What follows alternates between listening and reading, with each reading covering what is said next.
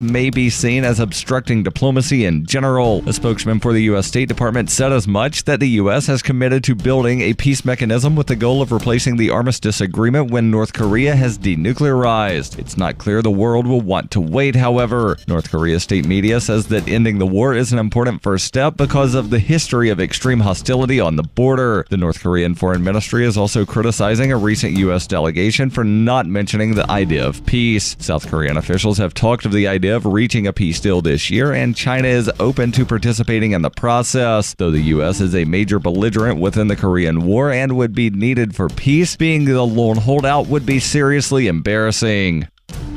You can support FPP Radio by joining the Fans program. Fans are friends, allies, and numerous supporters. Fans help FPP afford to produce more original content. You can join the Fans program for as little as $1 per month through Patreon and get perks like ad-free versions of FPP Radio News and Peace, Love, Liberty Radio. To learn more or to join the Fans program, visit fans.fppradio.com. That's fans.fppradio.com.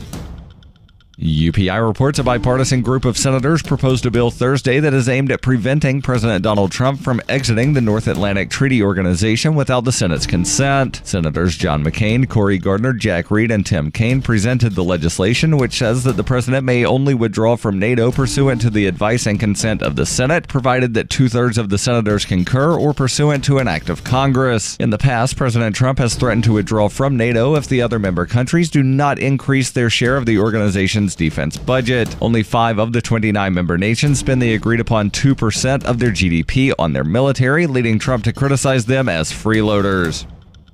Born into a devastating world and raised among the crowd, the Cloudwalker assumes a new identity and begins the unrelenting quest for truth. In this epic journey, he discovers dark secrets about aspects of his previous life that he once trusted. Through the Journal of the Cloudwalker, he shares both the traumatic hardships and the eternal beauties of his experiences. Fueled in the beginning by his unsettling thoughts and emotions, he learns how to find peace with everything he has woken up to. Dear Society by the Cloudwalker is available from Amazon.com and all major bookstores. Reuters reports the Trump administration must face a lawsuit by states and advocacy groups over its plan to ask people who are filling out the 2020 census form whether they are U.S. citizens, according to a federal judge's ruling on Thursday. U.S. District Judge Jesse Furman in Manhattan denied the administration's motion to dismiss the lawsuit, which is backed by 18 states and the District of Columbia. A Commerce Department spokesman said in a statement that the department was pleased the court found that Secretary Ross has broad authority over the census and was confident it would ultimately prevail in the case. The states, cities, and organizations seeking to block the question have said it could lead to undercounting in states with large immigrant populations, jeopardizing their political representation and access to federal funding. The Commerce Department said in March that Commerce Secretary Wilbur Ross decided to add the citizenship question after the Department of Justice requested it in order to better enforce federal voting laws. Furman said in Thursday's decision that there was evidence that Ross's stated reason was pretextual. The census, mandated by the U.S. Constitution, is conducted every 10 years and counts every resident in the United States. The census is used to determine the distribution of billions of dollars in federal funds to local communities and the allocation to states of seats in the U.S. House of Representatives. This has been FPP Radio News. Online at fppradio.com. Medical experts announced that an Ebola vaccine is at least 50 white people away from being developed. The CIA is now ready to install a female world leader, and a sex toy is discreetly shipped in a plain dildo-shaped box. Rising to the top of the video news summary game through an unstoppable combination of glad-handing and payoffs, this is the Onion Week in Review. Reflecting on his accomplishments and questioning his current abilities, the Lord God Almighty, our Heavenly Father and Blessed Savior, told reporters that he was no longer confident whether he would be able to create the world in only 7 days. He who commanded light to shine from the darkness admitted that the mere thought of producing the entirety of the universe from nothingness, a task he once completed with time to spare, had become surprisingly daunting, and added that creating a small, lifeless moon or asteroid now seemed like a more realistic goal. In this week's science news, psychology comes to a halt as weary researchers say the mind cannot possibly study itself. This is the Onion News Network.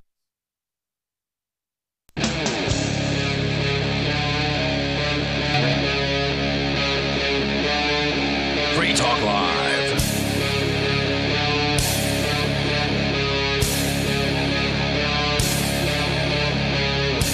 This is Free Talk Live. You can bring up whatever you want here. Toll-free number for you to take control of the airwaves is 855-450-FREE, like freedom. That's 855-450-3733. Joining you tonight, it's Ian.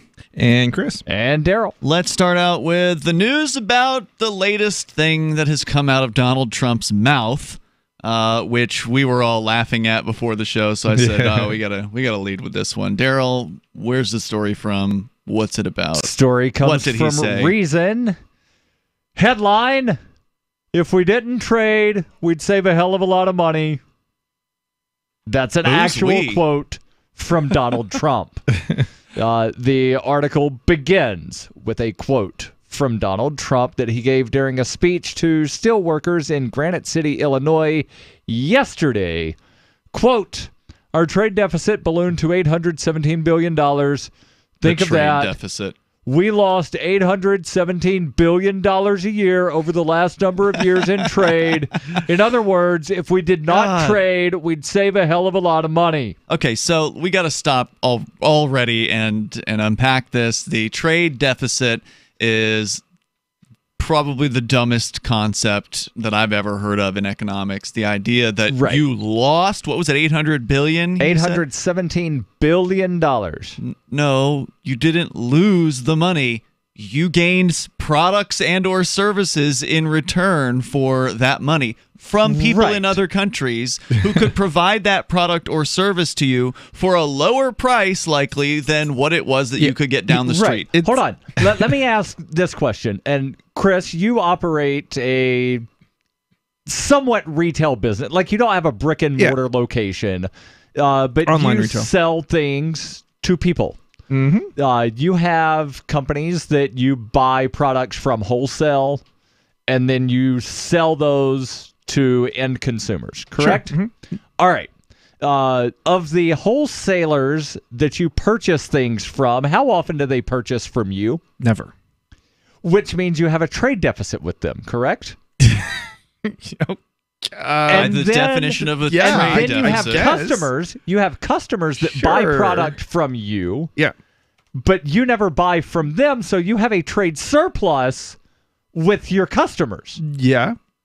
That's what they're talking about here. Is there are some countries, and it's not even the countries that are buying the stuff. It's people and businesses in foreign countries that buy goods, sometimes services, from people in the United States, and then people and businesses in the United States buy stuff from people overseas. What's crazy about this is we'd all be poorer if we actually put up barriers because it would cost more for those goods. Yes. Right. I'm just trying to explain exactly what a trade deficit is in terms that normal people can understand. When you go to the grocery store and you give them money in exchange for groceries. That's the thing. The idea of a trade deficit says to people, we want you to ignore the fact that there was a trade here. Just only think about the money that goes out. Don't think about the thing that comes back. In any trade, both parties believe they are getting a good deal. Otherwise, they wouldn't do it, right? Like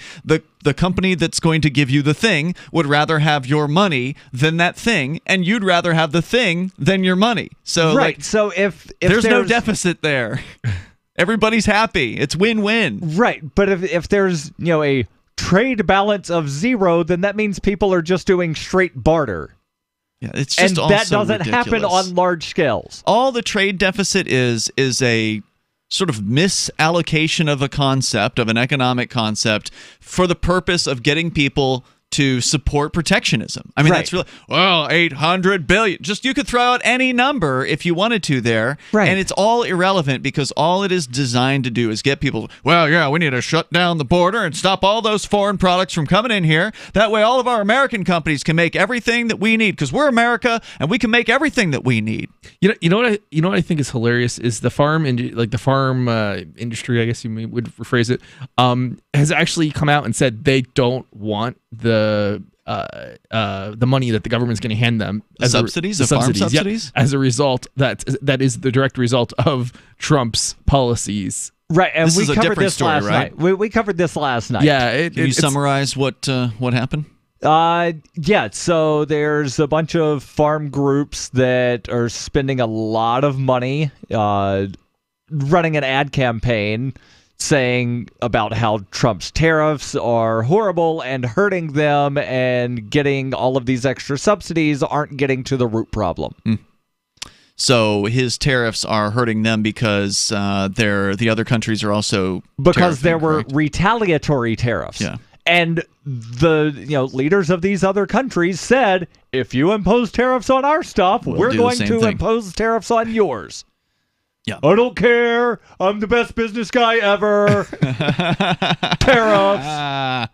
Because that's good business, right? Increase your Gotta prices. play hardball. You're fired.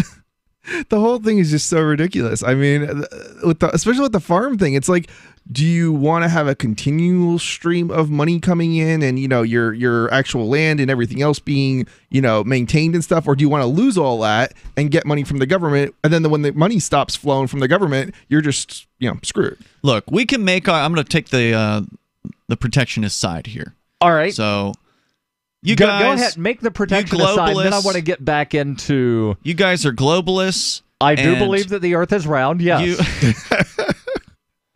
And we have a big country, and we can grow everything that we need to support the people in America. We don't need to be going to Brazil. We don't need to be going to China or wherever else it is that these other people are growing food.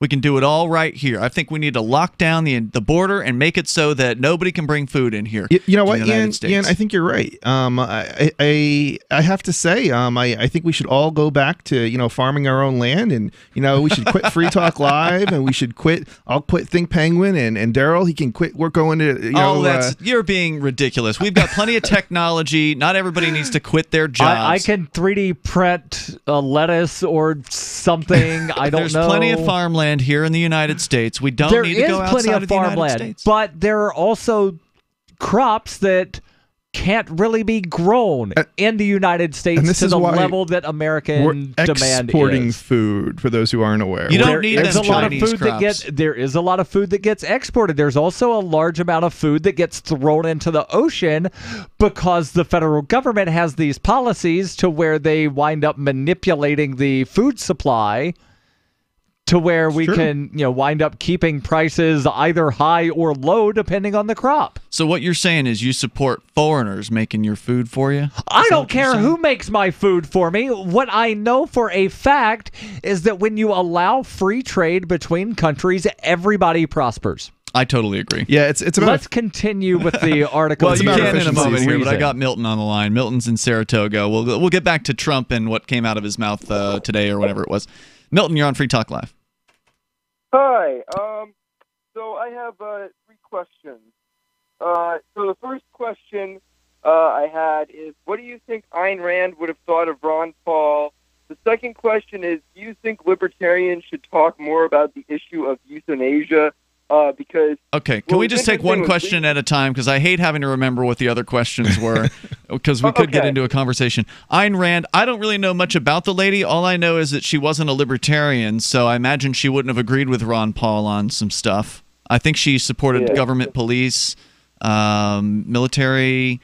So, I mean, I don't know a whole lot about her. I do know for a fact that some of our listeners are fans of Ayn Rand. Some are. They could probably call in and explain what she may or may not think of somebody. Why do we care what she would have thought? But again, it would be speculating. Yeah, and why should I care what Ayn Rand would think of somebody?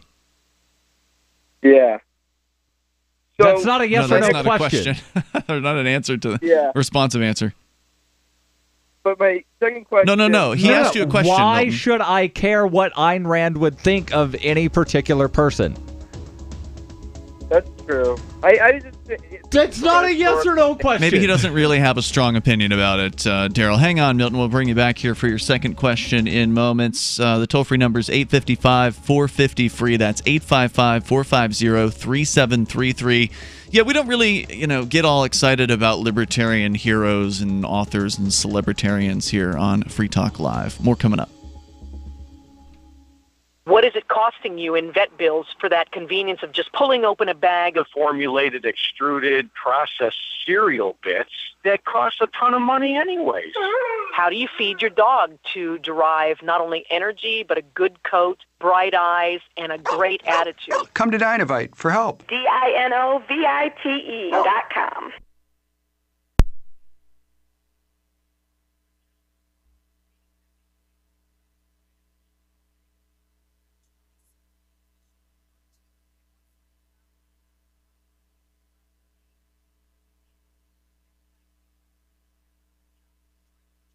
Buy two, get one free. It just balances out his body and his mind and his spirit. Adding Dinovite to their diet has every single dog in my kennel looking better than they have ever looked. Their skin is so much better now that they're on the raw diet. I don't even give them the kibble anymore. DINOVITE.com. What's more profitable, running your business or doing bookkeeping? Doing your business, of course, but you want to keep your books so that you can maximize your tax savings, right? What if I told you that there's a person that's a bookkeeper, accountant, and law school graduate that's also a hardcore libertarian? My name is Melanie Johnson, and I hate the state. I will aggressively help you to minimize your tax exposure and maximize profits, all while staying within the law. Melanie's your best choice for your taxes and bookkeeping needs. Go to tax.freetalklive.com and check out our website, tax.freetalklive.com.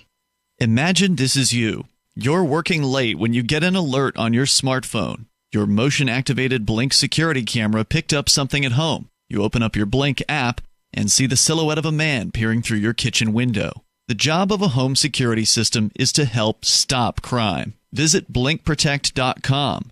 blinkprotect.com to get your Blink home security system. Or go to amazon.com and search Blink Camera. Blink is an Amazon company.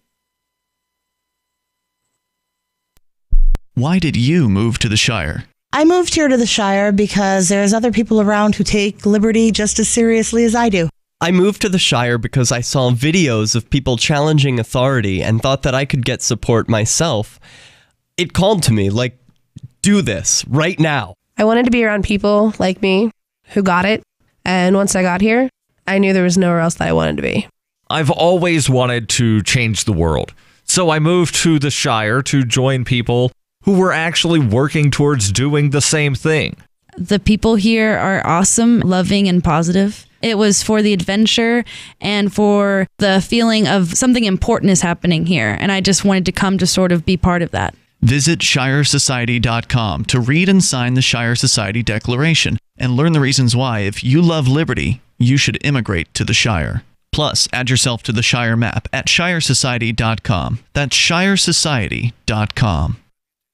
If you want to know the latest about Free Talk Live before we go on the air, all you need to decide is how you want it delivered. It's your choice. Visit news.freetalklive.com. You can get emailed announcements and participate in contests via our email updates list. Plus, we have a Twitter account that you can follow and a Facebook page where you can become a fan. So visit news.freetalklive.com to get news about Free Talk Live as soon as it's announced and the way you want it delivered at news.freetalklive.com. That's news.freetalklive.com. Looking for a great real estate investment? Consider New Hampshire, which is ground zero for the Liberty Movement. Your first call should be to Mark Worden from Porcupine Real Estate. He's more than just a real estate agent. He's your New Hampshire concierge. Where are the best places to live? Do you want farm, city, the burbs, or forest? Do you want a duplex or multifamily building so that renters pay your mortgage? There are homes in all price ranges in New Hampshire, and Mark can help with financing too. Invest in liberty and property. Mark Worden can help. PorcupineRealEstate.com.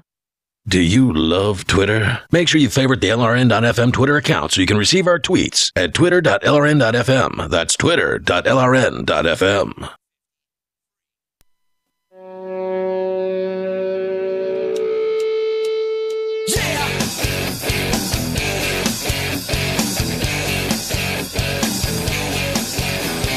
It's Free Talk Live. You can bring up whatever you want here. The toll-free number, 855-450-FREE. Sounds like Donald Trump is against trade.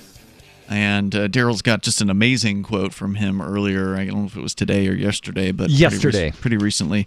Courtesy of Reason, we'll share that with you a little bit more about it here in moments. Of course, your calls and thoughts welcome. 855-450-FREE, like freedom, is our number. 855-450-3733. By the way, I'm Ian. And Chris. And I'm Darryl. So in case you haven't checked out Tom Woods, he's got a podcast. He's also an author, a New York Times best-selling author who's written over a dozen books, including The Politically Incorrect Guide to American History. Since September of 2013, Tom Woods has been putting out The Tom Woods Show every single weekday, which is an unusual level of dedication to the craft of creating libertarian audio programming. And so he's in a special category. In fact, he's got some great guests like Ron Paul, Andrew Napolitano, David Stockman, and many more. Topics like war, Federal Reserve, net neutrality, FDA, Austrian economics, and other subjects of interest to libertarians. Find the Tom Woods Show online at tomwoods.com or search for Tom Woods Show in your favorite podcatcher. We're back with Milton in Saratoga, New York. You had called with 2 questions. Milton, go ahead with number 2. Okay, so my second question is, I think libertarians should talk more about euthanasia because, and I was thinking about this because recently, only as of recently, the Libertarian Party added something to their party platform that said something about them supporting prostitution, which seemed odd to me because it just seemed like the type of thing the Libertarian Party would have had in their official platform for the past 20 years. So do you think that the libertarians should talk more about issues like euthanasia or other issues that haven't really been discussed by them? Well, Darryl, you're involved with the Libertarian Party at the national level. You were at their most recent convention. Yep.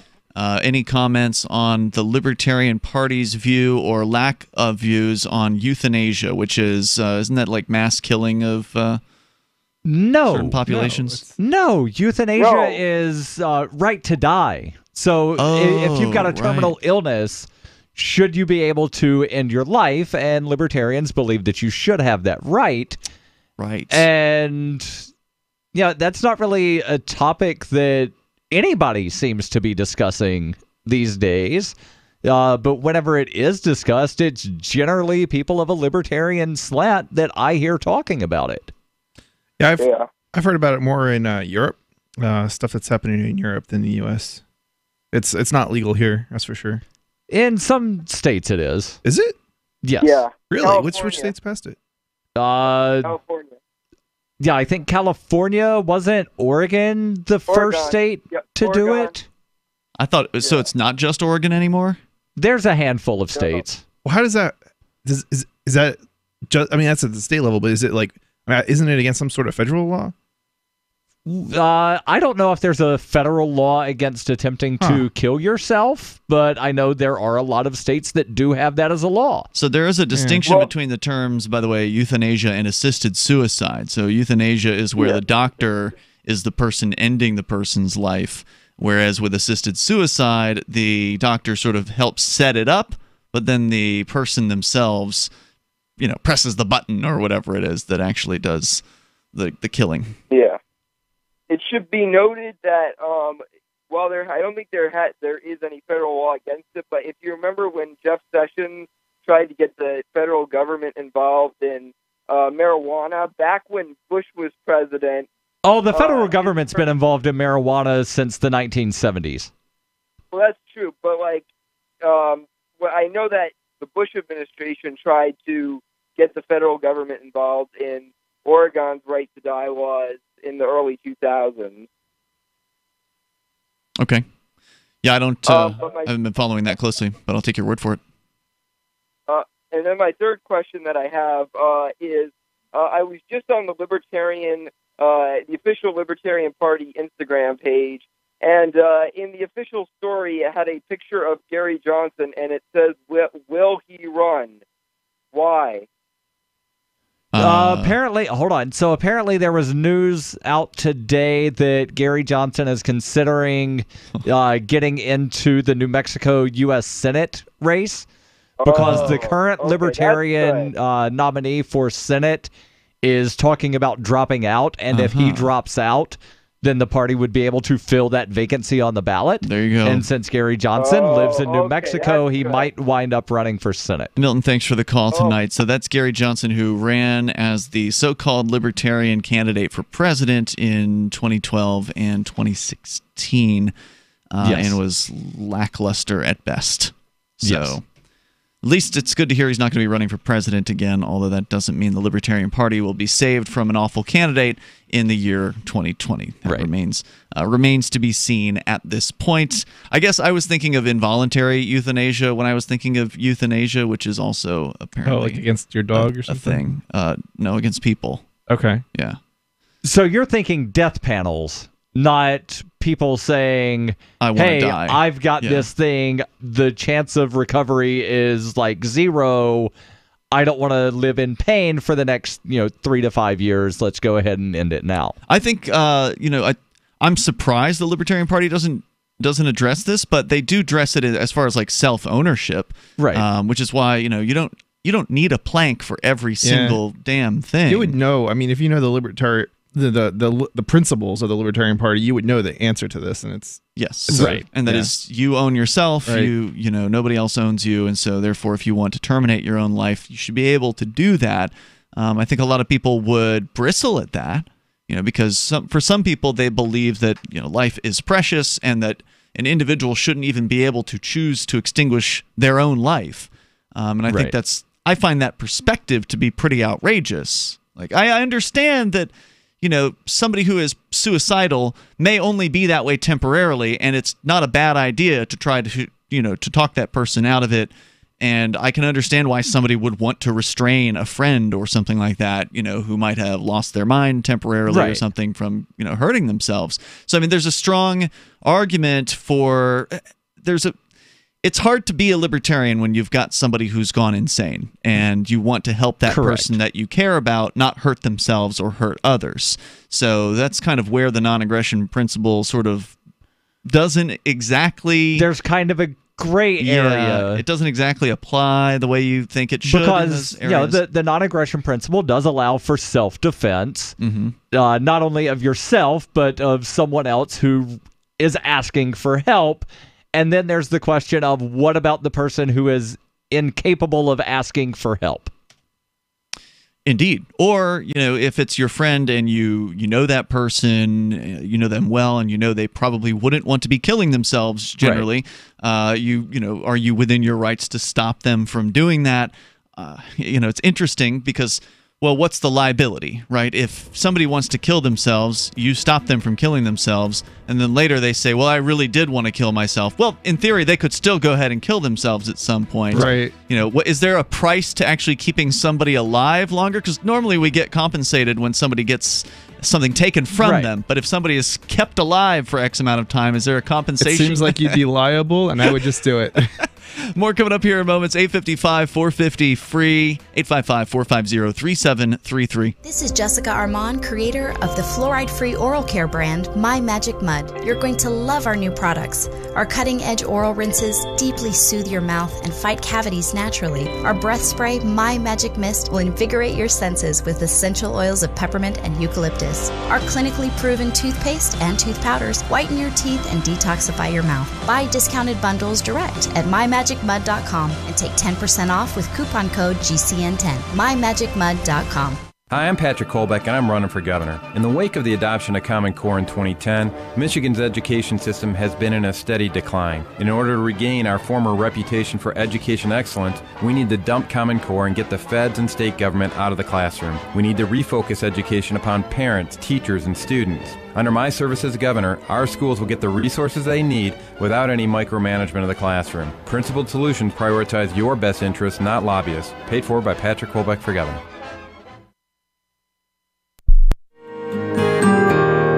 So the protection of life, liberty, and property is what the Free State Project is all about. But it's an effort to move 20,000 people who understand. It's about demonstrating to the entire country that, yeah, we can have a free market, a truly free market. Making it just a freer, great place to live.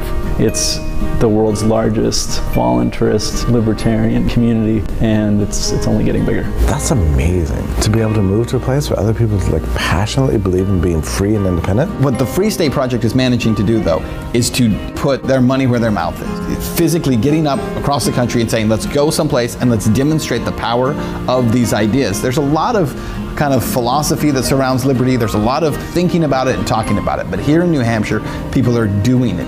101 Reasons Liberty Lives in New Hampshire, a documentary by Free State Project Early Movers. Watch it free at 101reasonsfilm.com. 101reasonsfilm.com. Are you tired of governments around the world killing innocent people? Stop using their money. There is an alternative. Bitcoin is a stateless, free market, non-political currency. Bitcoin is money that cannot be inflated or controlled by any state. By continuing to use their money, you're perpetuating the killing. Stop doing it. You have an incredible alternative available to you now. Learn it, use it, spread it. Get started with Bitcoin at Bitcoin.com. It's Bitcoin.com. Some of you asked, and now we've delivered. LRN.FM's live Keene, New Hampshire studio shows are now streamed in HD on Twitch. Visit our channel at twitch.lrn.fm and give it a follow. If you have Amazon Prime, you get one free subscription on Twitch. If you use it on our channel, Twitch will give LRN.FM a monthly piece of your Prime subscription cost. So please watch, follow, share, and subscribe to twitch.lrn.fm. That's twitch.lrn.fm. The easiest thing in the world for a reader to do is to stop reading, according to the late, great Barney Kilgore, who became managing editor of the Wall Street Journal in 1941 and grew the paper's circulation from 33,000 to 1 million by the 60s. And he'd be pleased to know that his paper is one of the few that people now pay to read online. Someone else pre-internet who realized that attention is fragile? Motown Records founder Berry Gordy. In the early 60s, when his label dominated the charts, he'd bring a dozen real people into the Hitsville, USA studios and audition songs. And he'd ask, if you were down to your last dollar, would you spend it on this record or would you buy a sandwich? Today, attention span seems like an oxymoron. For tips on cutting through the clutter, hit survivalspeech.com. I'm Holland Cook. You can put the Liberty Radio Network on the air in your area. Visit broadcast.lrn.fm to learn how. Broadcast.lrn.fm.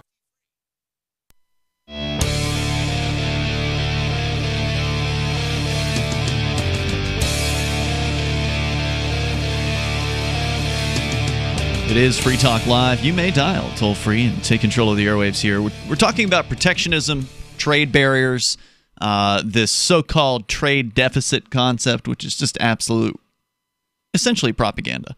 Yes. The trade deficit. We'll tell you more about it. You can call with your thoughts, though, on anything you want. And Darryl, I know you wanted to make a correction here. We were talking with a gentleman on the line who was asking about doctor-assisted suicide and or euthanasia. And right. What is the Libertarian Party's position, if anything, on that? At first he asked, why doesn't the Libertarian Party discuss this or take a stance? And I was fairly certain there was something in the platform that covered this, and it's under the healthcare plank. Plank 2.13 for those playing at home at lp.org/platform. Searching for euthanasia didn't work. It didn't. Correct. Okay. So under the healthcare plank, it says we recognize the freedom of individuals to determine the level of health insurance they want.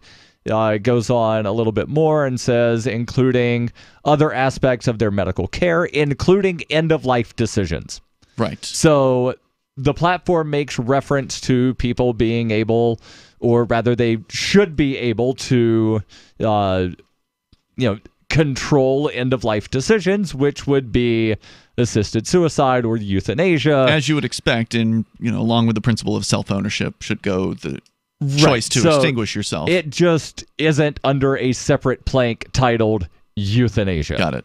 Thank you for clarifying. Also, want to make sure that you know about the Blink home security system. It is a HD quality camera that is wireless, and you can set it up in just moments. All you have to do is order it. It comes to your house. You unbox, put the batteries in, and then you put them up wherever you want. Set it all up with a Wi-Fi enabled device, and you're done. Then you get notices whenever something happens in front of the camera during the time frames in which you specify. You go to blinkprotect.com to get yours, or just go to amazon.com and search for Blink camera, because Blink is an Amazon company. Again, that's blinkprotect.com.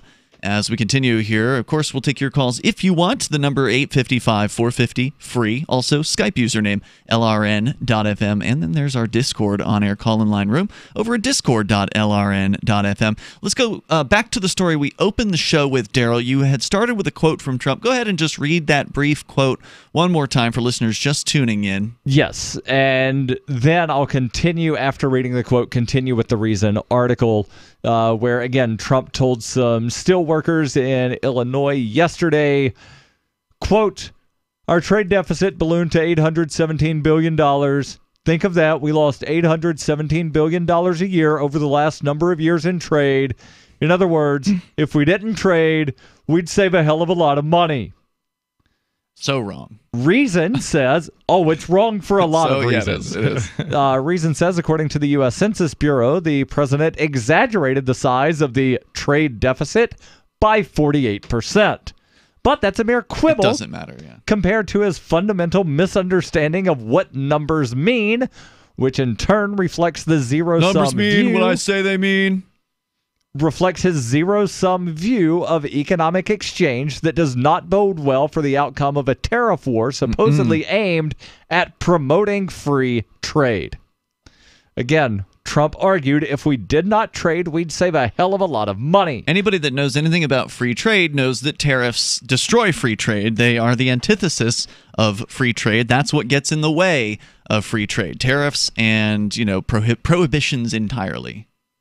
We might save some money, but that doesn't mean we'd be better off, since we would not have all of the things that we buy with that money, which we clearly value more than the money itself, since no one is forcing us to exchange one for the other.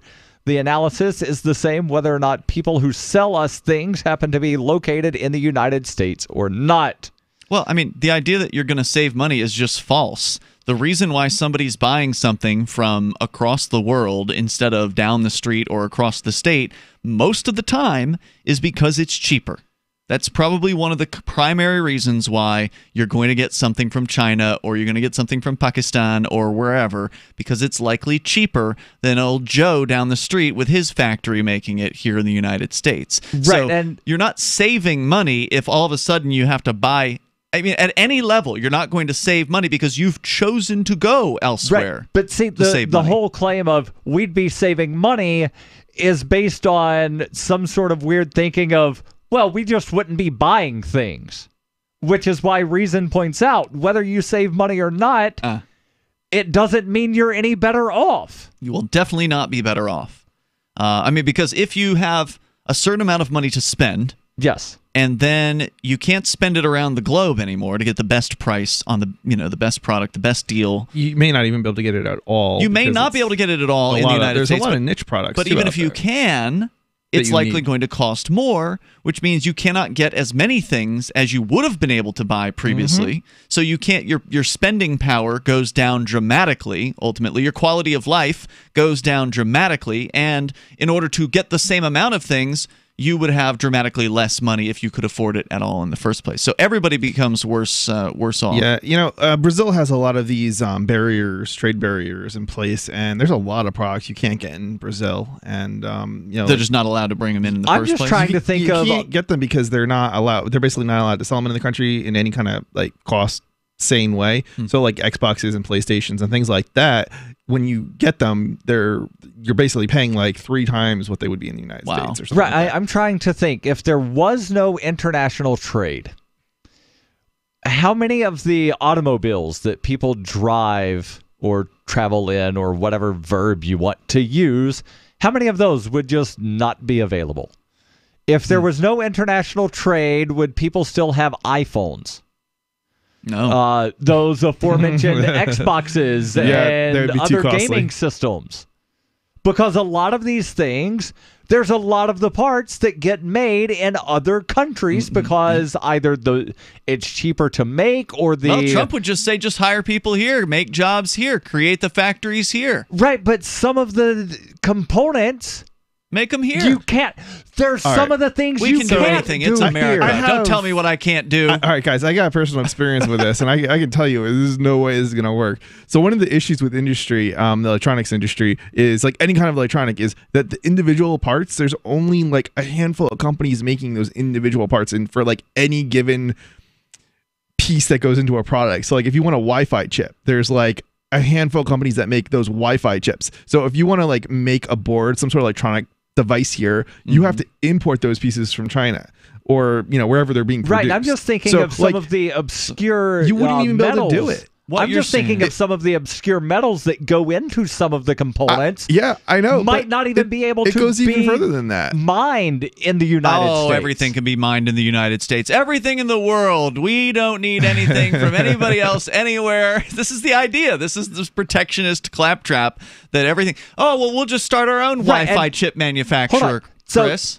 Do you know how many billions? Do you want to know why there's so few of them? Because it's billions and billions of dollars, and there's all sorts of different chips that have to be designed. I would agree. I think it's a good idea actually to do it, but it's for more security reasons than cost reasons. They're not going to. So you're going to pay more, right? Which is a hard thing to sell.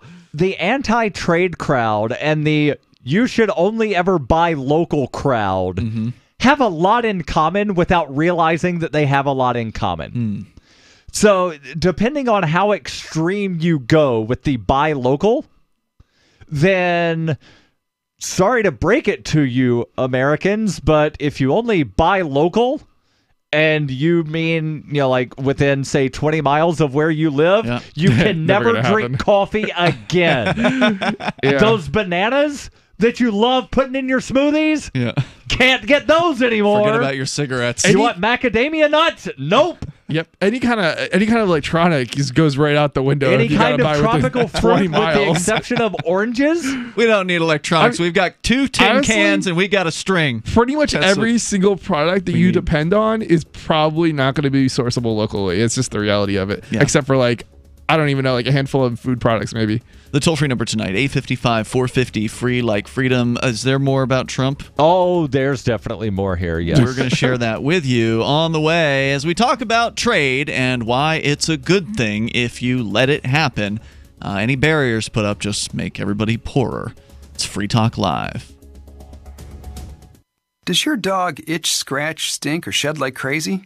Come to Dynovite for help. Order a 90-day supply of Dynovite. Everything we tried failed except the Dynovite. Pick up 2 bottles of Super Mega Fish Oil. Get the 3rd bottle free. Packed with omega-3, DHA, and EPA fatty acids. Super Mega is great for your dog's immune system, healthy skin, and soft, shiny fur. Dogs love it. Try Super Omega Fish Oil. Buy 2, get 1 free. At Dynovite.com. DINOVITE.com.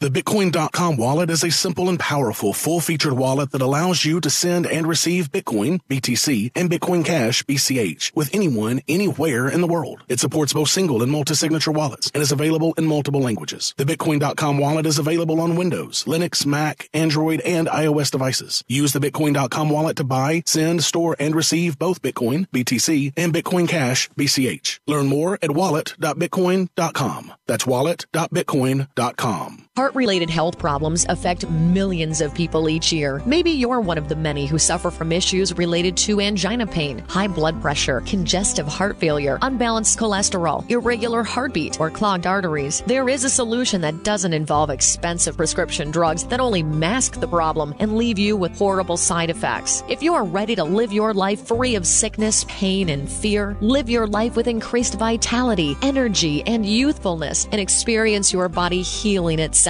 then you're ready for Heart and Body Extract from Healthy Hearts Club. Here is what one satisfied customer had to say about Heart and Body Extract regarding his angina pain. I haven't had an angina pain since I've been on it. The Heart Body Extract is just so great. I thank God that I was led to this product that's doing so much for me and that can do so much for other people. Call to order your 2-month supply of Heart and Body Extract today. Call 1-866-295-5305 or go to hbextract.com. Free Talk Live. I don't believe in homosexuality. Should homosexuality be outlawed, Rita? I think not only homosexuality, but prostitution and fornication. Fornication? Are you going to pass laws against people masturbating? I beg your pardon, sir. Would you pass laws against people masturbating, ma'am? I'm very much offended that you would ask me such What, you a question can't answer a like simple that. question? Would you pass Sir, a law against people masturbating? Sir, I mean, you want to pass laws against two men having sex. I'm just asking She said you a she wanted to question. pass law against fornication. That's just anybody That's having anybody sex. having sex. Okay, Rita, let's say I have a fiance and you overheard us having sex. Would you report us to the cops if there was a law against fornication? You darn right, sir. Yeah? How dare you? How who dare do you think you are? How dare you, sir? Who do you How think dare you I are? have sex Such with a moral consenting reprobate? adult? On my own property? You're a moral reprobate, and you're one of the ones who are helping to disintegrate this country. Free Talk Live, 7 nights a week from 7 to 10 Eastern, live on the Liberty Radio Network at LRN.FM. Here's a chance to do a little activism while you're cruising Facebook, Twitter, or Google+. Between the LOL cats, the recipes, the hot girls, and the inspirational sunrise memes, Free Talk Live's posts pass by your newsfeed. Like them, comment. It gives us more exposure. If you don't see our posts, click like at facebook.freetalklive.com and then hover over it to click Get Notifications. It's an easy way to spread the ideas of liberty a bit further. I know you're busy, but you can spare that 1/10 of a calorie it takes to click on something. facebook.freetalklive.com.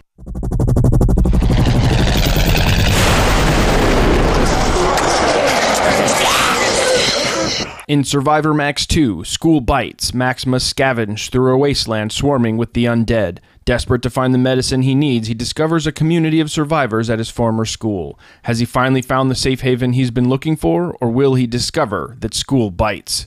Look for Survivor Max on Facebook, read reviews on Amazon, and read Chapter 1 at survivormax.com. Help get LRN.FM into more ears. Visit promote.lrn.fm for a free bumper sticker, flyers, banners, graphics, and more. Promote.lrn.fm.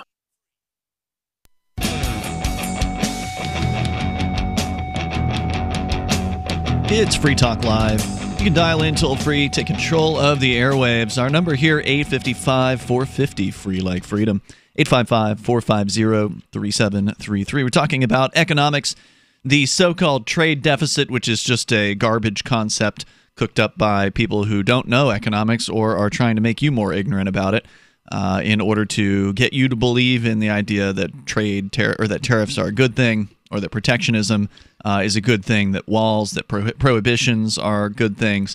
So we can continue that discussion here with you tonight. It's Ian. And Chris. And Darryl. Don't forget, you ought to check out our website over at freetalklive.com. Lots of features there. You can download, of course, archives of the show at your leisure.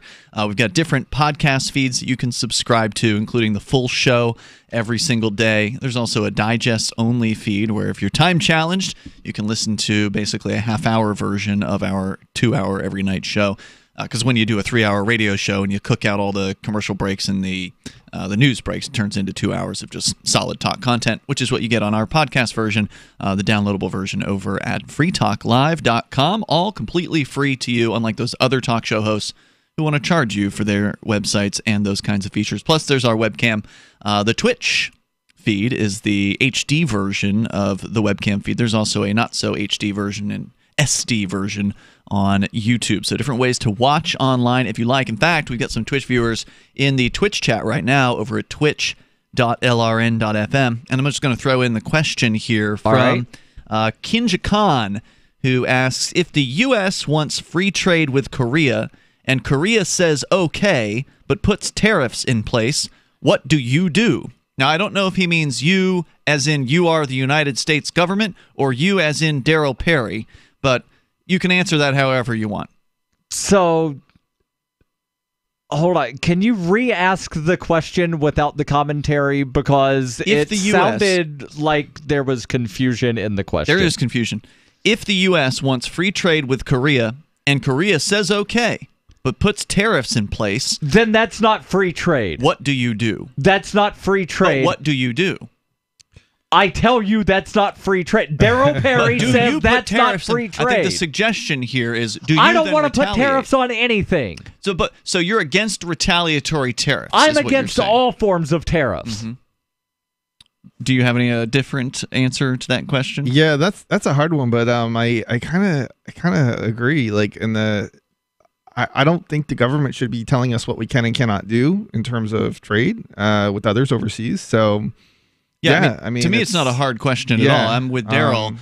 If a government it's not a good thing necessarily, but it's a bad thing. It's never a good thing that somebody puts tariffs on. Yeah. But the idea here is, well, so-and-so government, Korea in this case, put tariffs on us. We need to put tariffs on them. Now, the idea is if you believe in free trade, you set the example. So you stay free on your side. Right. You stay tariff free. So we explained last night exactly how tariffs work.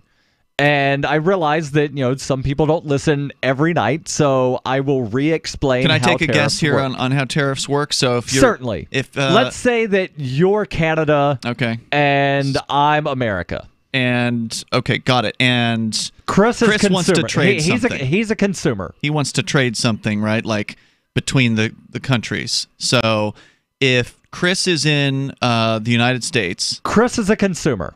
Okay. He's just Chris. He wants to buy products. Okay. He doesn't care where they come from. He just wants to buy products. So Canada, what do you have to export? The Trailer Park Boys.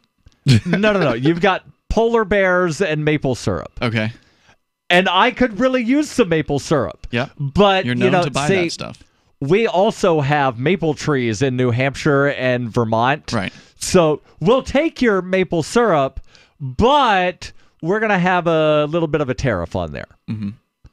Now, the Canadian suppliers, they don't pay that tariff. What winds up happening is the wholesalers in the U.S. when they wind up buying, that money then goes from the wholesaler to the U.S. government. And Chris, who really likes to put maple syrup on his pancakes, he's going to wind up paying that in the end because, well, my costs have gone up. My overhead has gone up. Yeah. So I'm passing the cost along to the consumer. So what you're saying is the U.S. consumers pay all the tariffs. Ian doesn't wind up having extra money come out of his pocket when he sends maple syrup. Right.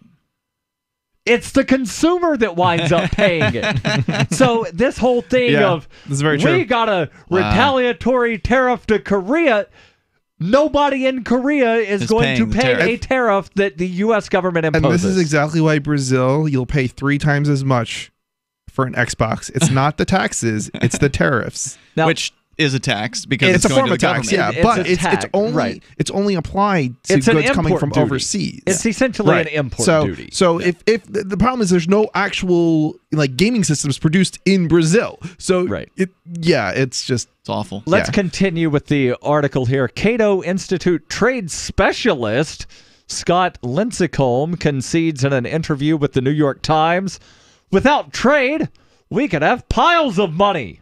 But they have that in Venezuela. But we'd have no food, no clothing, no housing, etc. So the money would be worthless unless you swam in it like Scrooge McDuck." And that is exactly what's happening in Venezuela. In fact, you've got a different story about Venezuela coming up here tonight where we can talk about the Petro and what's happening with that. But that's literally the situation they have, where you need piles of money to just buy the most basic items, if you can even find the most basic items, which for the most part, they're not even available. Reason continues, the president, despite his Wharton degree and business career, frequently seems baffled by this concept, prompting corrective analogies from people with a firmer grasp of economics. Trump asserted on Twitter last month, "When you're almost $800 billion a year down on trade, you can't lose a trade war." Representative Justin Amash replied, "I'm way down on trade with restaurants, grocery stores, malls, and movie theaters, but I keep buying from them, but they never buy from me. Right. I must be getting ripped off." As with many things the president says, his comments about trade raise the questions of whether he really is as clueless as he seems, or if he's simply playing dumb as part of some Machiavellian strategy. The answer matters because Trump intermittently says he understands the value of trade and ultimately aims to promote it with his can't lose war. And he claims, his claims will encourage reciprocal reductions in tariffs and other barriers. This week, he bragged that his tariffs on European imports had led to negotiations aimed at virtually eliminating trade barriers between the EU and the U.S. He declared on Fox News, "I love trade. Trade has always been my thing." All right, so I want to know, where is that line where a president is like, incapacitated or incapable of fulfilling the job? Where is that line? Because at some point, right, they're supposed to be removed from power, correct? And the vice president's supposed to take over. Mike Pence is so much worse. Not any better. Well, I'm just saying, he's functioning. I mean, he is breathing, so they're not going to remove him from power over having a perspective that's not uncommon amongst political people. I mean, most politicians support tariffs. During his presidential campaign, Trump also would alternate between portraying trade deficits as inherently bad and praising the principle that makes them inevitable. Again, he insisted, "I love trade. I'm a free trader 100%, but we need smart people making the deals, and we don't have smart people making the deals." What? Who is he talking about? Who do you think put these people into power in the first place? See, this whole thing, it's a central planning fallacy to where, the president is deciding what auto manufacturer buys what from where and this That's and so that. bad. It's like what's that virtual city thing? SimCity? SimCity, yeah. Yeah, to where you're like, we have to build a road, we have to have a candle maker, we have to have this. And you've got, the central planner that's making all of the decisions. Socialism. Yeah. Well, the great man fallacy, the idea that there's this, if we just have the right man in the position of power, then everything's going to work out. And Donald Trump wants people to believe that about him, right? That's why he's touting. I saw some kind of headline today about the GDP's up. It's good news for the economy in the United States, and it's all because of Trump. And of course, he wants to prolong that. He wants to establish himself in that way because he wants to get reelected, right, and have more power. They say maybe Trump's been putting on a show the whole time. Previously, they mentioned something he said 20 years ago, so that when he was finally elected president, he would be in a stronger bargaining position because of foreign leaders thinking he was crazy and confused enough to actually believe that tariffs are the greatest or that trade wars are good and easy to win. We got more coming up here. Hour number 2 is on the way. Our toll-free number, 855-450-FREE like freedom. That's 855-450-3733. Your thoughts on tariffs or whatever you want. Hello, this is Dr. Bill Deagle, MD of NutriMedical.com, announcing the breakthrough Red Deer Velvet DR. It delivers the protected building blocks of all organs and tissues, allowing your own stem cells as architects and engineers to regenerate you. Not since fetal life, when aging does not occur, has such an amazing NutriMed been available to help heal you and regenerate you. Anti-aging requires that you correct mineral, activated nutraceutical, and jump the gene defects and poor diet you have to deliver the cellular tools for regeneration. You must remove old damaged cells and replace them with your young healthy cells to wind the biological clock to a younger you. Order your Red Deer Velvet DR now at NutriMedical.com 24/7 or 888-212-8871. That's NutriMedical, N-U-T-R-I, Medical, MEDICAL.com. Or call our order line 888-212-8871. I love My Magic Mud. I drink a lot of coffee. I had stains on my teeth. Then I found My Magic Mud, and I was told it would remove stains. So I paid attention when I brushed the first time. My Magic Mud is black tooth powder, and the difference it made in my teeth in one application was noticeable. With 4, my teeth were as white as you normal folks out there. Please go to mymagicmud.com and buy a jar. There's 150 applications for $25. You can use Bitcoin, mymagicmud.com. So you've heard all 3 hours of the latest episode of Free Talk Live, and you're still hungry for liberty-oriented audio content? Did you know that we have another 24/7 audio stream at LRN.FM? The Liberty Radio Network airs the latest episodes of some of the best liberty-oriented podcasts on the internet around the clock. In addition to recorded content, you'll also hear live shows like Free Talk Live, originating from our Keene, New Hampshire studio. So listen anytime at LRN.FM. That's LRN.FM. You're listening to the live edition of Free Talk Live. Hour number 2 is next after the news here on the Liberty Radio Network at LRN.FM.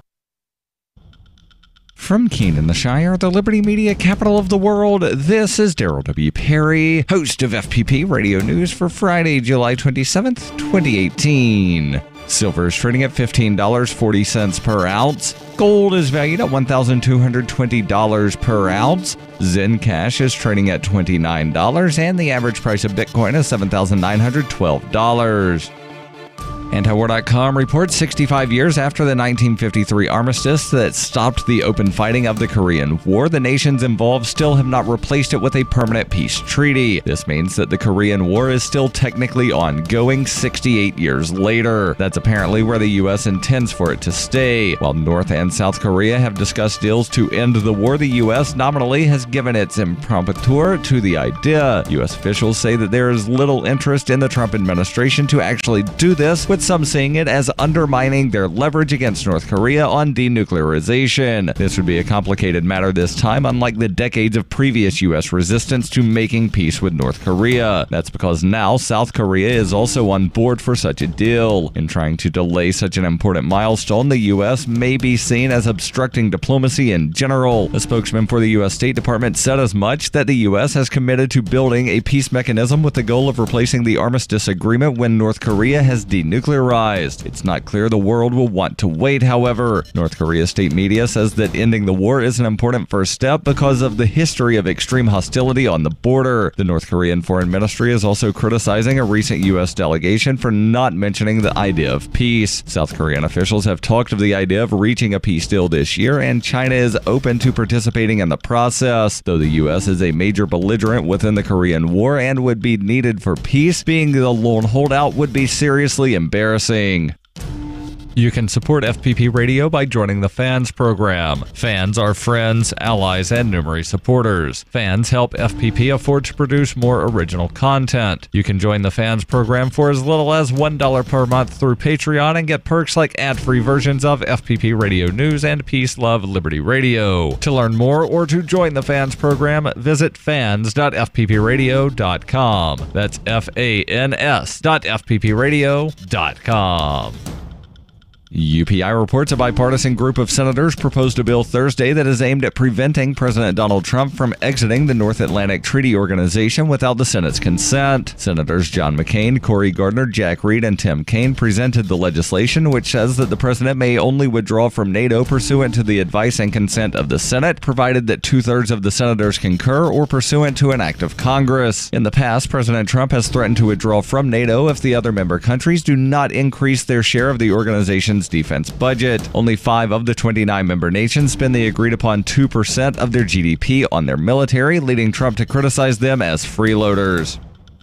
Born into a devastating world and raised among the crowd, the Cloudwalker assumes a new identity and begins the unrelenting quest for truth. In this epic journey, he discovers dark secrets about aspects of his previous life that he once trusted. Through the journal of the Cloudwalker, he shares both the traumatic hardships and the eternal beauties of his experiences. Fueled in the beginning by his unsettling thoughts and emotions, he learns how to find peace with everything he has woken up to. Dear Society by the Cloudwalker is available from Amazon.com and all major bookstores. Reuters reports the Trump administration must face a lawsuit by states and advocacy groups over its plan to ask people who are filling out the 2020 census form whether they are U.S. citizens, according to a federal judge's ruling on Thursday. U.S. District Judge Jesse Furman in Manhattan denied the administration's motion to dismiss the lawsuit, which is backed by 18 states and the District of Columbia. A Commerce Department spokesman said in a statement that the department was pleased the court found that Secretary Ross has broad authority over the census and was confident it would ultimately prevail in the case. The states, cities, and organizations seeking to block the question have said it could lead to undercounting in states with large immigrant populations, jeopardizing their political representation and access to federal funding. The Commerce Department said in March that Commerce Secretary Wilbur Ross decided to add the citizenship question after the Department of Justice requested it in order to better enforce federal voting laws. Furman said in Thursday's decision that there was evidence that Ross's stated reason was pretextual. The census, mandated by the U.S. Constitution, is conducted every 10 years and counts every resident in the United States. The census is used to determine the distribution of billions of dollars in federal funds to local communities and the allocation to states of seats in the U.S. House of Representatives. This has been FPP Radio News. Online at fppradio.com. Reflecting on the persistent troubles it caused his sibling during childhood, local doctor Daniel Barrett told reporters this week about his average-looking brother, Kevin, who first inspired him to be a cosmetic surgeon. As a kid, I remembered thinking that there was nothing I could do for Kevin. Watching someone you really love and care about suffer from a weak jawline or unsymmetrical features, it had a major impact on me. And in this week's local news, a community theater gives the part of Blanche Dubois to Kathy Hamilton. In other news, a moviegoer manages to sneak candy past a teenage usher earning $7 an hour. A new app matches you with others in the vicinity who wasted $2.99 on the same app. And a Roman centurion crawling out of a New York City manhole cover is in for one wacky adventure. Having graciously spread my knowledge to the uneducated masses, I now return to the stately, elegant ranks of News Announcer Society. For more, keep checking theonion.com. This is the Onion News Network.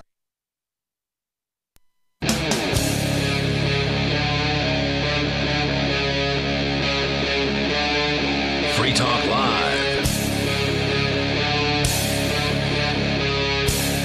It is Free Talk Live. You may dial toll free to join us here on the radio and take control of the airwaves at 855-450-FREE like freedom. That's 855-450-3733.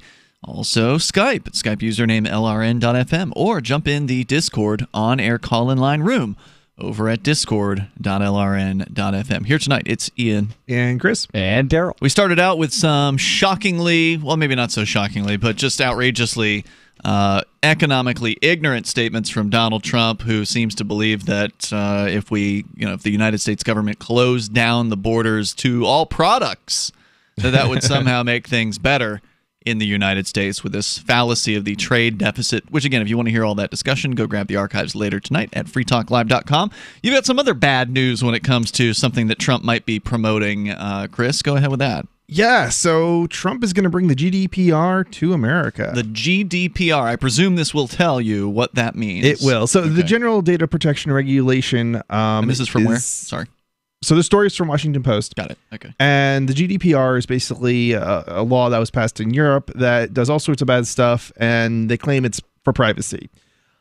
It's bad for business. It's bad for small businesses in particular, and this is basically going to do the same or similar as it's attempting to do. So the story is from the Washington Post. The title is "The Trump Administration is Talking to Facebook and Google About Potential Rules for Online Privacy."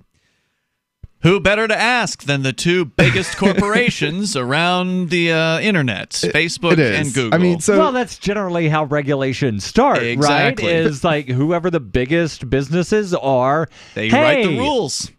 You guys are successful in this thing. Can you help us make rules that wind up prohibiting everybody else from competing with you? Basically, yeah. It works that way across various different industries, from healthcare to tobacco to, you name it. Facebook and Google are basically going to get some law passed here, and it's going to be in their favor. It's probably going to be burdensome, but they have the cash, whereas their competitors don't, and it's not really going to prevent them from doing anything that they are, that they don't really want to do in the first place. So sure. Yeah. They'll have whatever loopholes they need. Yep. They'll have the loopholes, and the little guy is going to have all these complexities that they can't afford to jump through. So right, because all these companies just jumped through a bunch of these hoops in Europe when this GDPR thing came into play over there. And everybody knows what this is. If you're on the internet and you've been on some websites before, you found out about GDPR. I'm still getting emails from companies that are outside of Europe. Thankfully, I've stopped getting the emails, but for like a series of a few weeks there, every day it seemed like there were emails coming in from all the companies. We've updated our terms of service. Right. We've updated our privacy. We've updated this, and I love some of the memes. It was every company ever though that like I was seeing emails from websites I hadn't been on in years. I'm getting emails from companies that don't even operate in Europe. Yeah, it's and that's insane. the thing. A bunch of companies jumped through the hoops. And so Facebook and Google were certainly two of those companies who jumped through those hoops. So for them, they're going to recommend likely similar regulations. It's going to be in their interest at this point, right? Because they're already exactly. They've already got the systems to comply. I love some of the memes. There was the one you've seen, the meme where it's just the row of urinals and somebody standing at one all the way at the end, and somebody walks all the way over and stands right next to him. There was that, and then he leans over. I've updated my privacy policy. Good stuff. All right, continue. So the Trump administration is crafting a proposal to protect web users' privacy, aiming to blunt global criticism that the absence of strict federal rules in the United States has enabled data mishaps at Facebook and others in Silicon Valley. Over the past month, the Commerce Department has been huddling with representatives of tech giants such as Facebook and Google, internet providers including AT&T and Comcast. See, because that's how it's always been, right? On the internet, where of course, the biggest violators of like your privacy.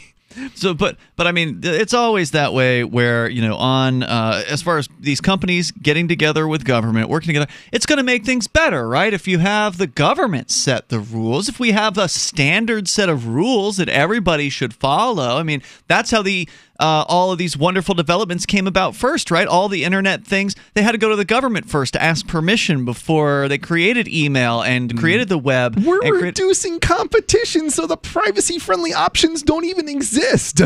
Like, that's all this is doing. And what I'm saying is false. Nobody had to ask the government's permission before they created the web. Satoshi Nakamoto did not have to go to some bureaucrat to say, hey, I've got this idea for... No, he did. He just ignored it, and so we have Bitcoin. But if it wasn't for that, if it wasn't for the fact he ignored it... What did he go? He went to a bureaucrat? Well, no, the law... I mean, look at what happened with Liberty, the Liberty dollar, right? I mean... Okay, but he was talking about Satoshi Nakamoto. Right, you're not saying that's Bernard von Nothaus, are you? No, what I'm saying is that if Sanoki... I can't even say Snooki is Satoshi Nakamoto. Right. If he had actually gone and or she, we don't know who it is. Right. If he or she had actually gone and asked permission, the government would have come in and said no. Right. Okay. Right. So and those who ignored him, who did it in a non-anonymous fashion, Liberty Dollar, right? They got their hands. They got into trouble. Right. So Liberty Dollar's been around for decades before, or at least a decade and a half. But the point is, they arrested, they made arrests and whatever, and they seized assets and they did. Yeah. I mean, but it was equivalent. It was basically what they were trying to do is sort of the equivalent of Bitcoin, right? Except prior to digital. Well, it was Liberty Dollar. It was a non-government. It was an alternative currency. Non-government, but it was heavily centralized. Bitcoin is not. Right, cryptocurrencies are not. The only similarity is it is an alternative currency. That's the only thing that's similar about it. I think that's kind of similar. Now, I understand that there are features of Bitcoin that give it an advantage, but ultimately, that's more of a side effect than anything else. Well, Bitcoin was designed to get around the problems of the Liberty Dollar, right? Right, so, exactly. So by being decentralized, so it's fundamentally at its core level completely different than the Liberty Dollar. Yeah, I think we can agree on that. The only thing that's the same is they're in the same category of this isn't government money. That's really the only thing that you can say that's right. And my point was, there's not a regulation that says if you want to use internet money, you have to go get permission before you release some code. Well, they would, I mean, they'd like you to ask their permission before you do anything. I think they kind of do. I mean, they've arrested people who are using Bitcoin, and they might not be able to arrest them for using Bitcoin, but they've used things around it, right? So they want very much to control as much as they possibly can. Yeah. The good news is about the internet is it moves so fast. Government is so slow and plodding and stupid and ignorant and expensive that it can't really keep up with internet developments. Right. So by the time they figure out some way to regulate or tax, the internet's probably already going to be working around it. Thank goodness. And ultimately, that's what Bitcoin is what it represents is a complete end run around the old money system for people to actually have control over their money for the very first time ever. And it's really hard to express. I realize this is an aside, but it's really hard to express how important that is, how big of a paradigm shift. I mean, when you talk about a paradigm shift, that's a significant life event, right? Like when you shift your paradigm from believing in state regulation to believing in the marketplace and the idea of ending the state or something like that's a huge shift.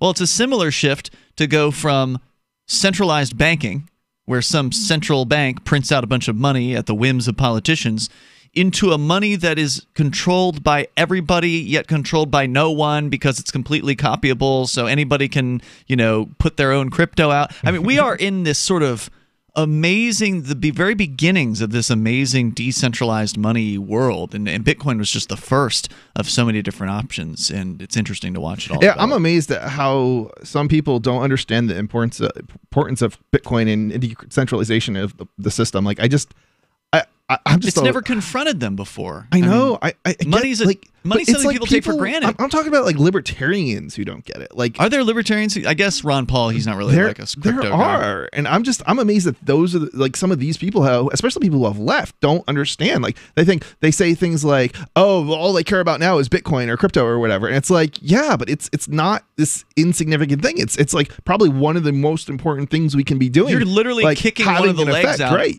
You're kicking one of the legs out from underneath the state. If you move from the government's money, right, which they control, to a money they don't control and can't control, then you have done a significant amount of damage, especially if you can make that popular, especially if that can take off. And that's what we're seeing happen here in Keene. I've got an article up over at freekeene.com right now about several new businesses, including a dentist, an Indian restaurant, a hair salon, a vape shop, that are now taking crypto in real life here in Keene, New Hampshire. So it really can happen, because it is. It's Free Talk Live. This November, I'll be running the world's biggest and most popular marathon, the New York City Marathon, as a member of Team Innocence Project. The Innocence Project was the first legal organization to systematically apply DNA testing to cases of wrongful convictions as a powerful tool to reveal innocence. So far in 2018, the Innocence Network has welcomed 32 wrongfully convicted people home from prison for crimes they did not commit and had a record-breaking 850 people unite in Memphis at their annual conference.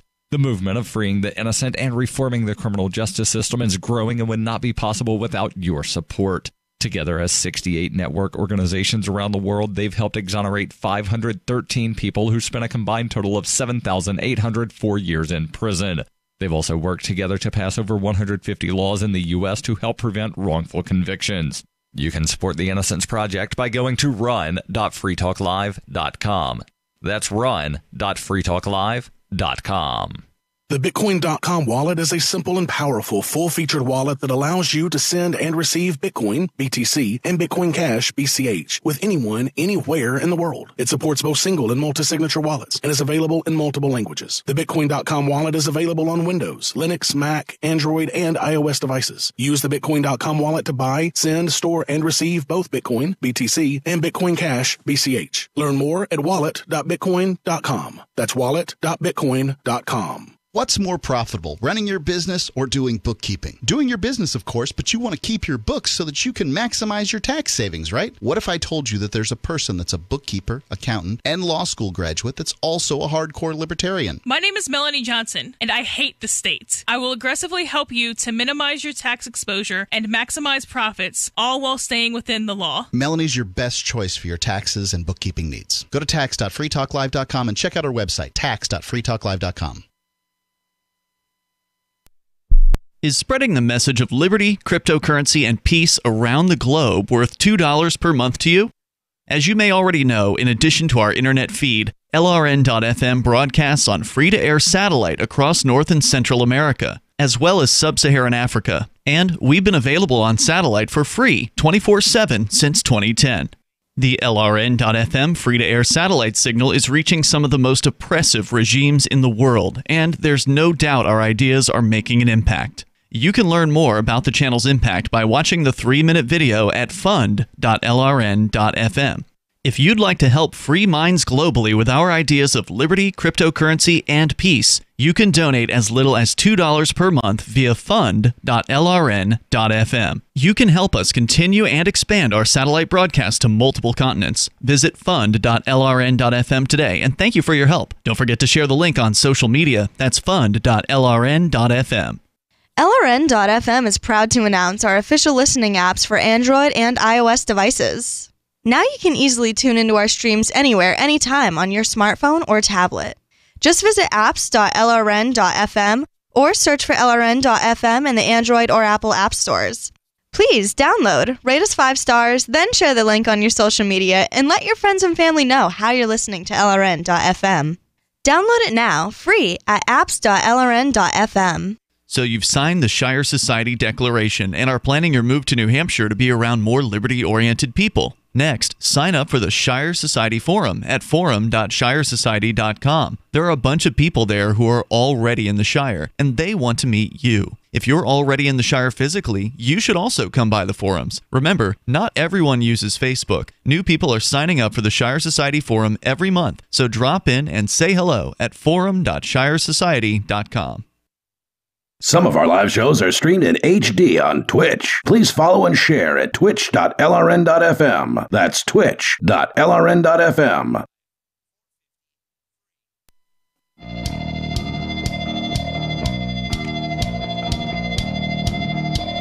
It is Free Talk Live. You can dial toll-free, take control of the airwaves here, and bring up whatever's on your mind. We're talking about the Trump administration making some terrible decisions. You know, there have been a few things that we could compliment them for, but this is just absolutely awful, his position about tariffs, supporting tariffs and destroying, of course, the economy in the United States as a result of that. We spent the first hour there, but of course you can bring up anything that you want. Our number here is 855-450-FREE.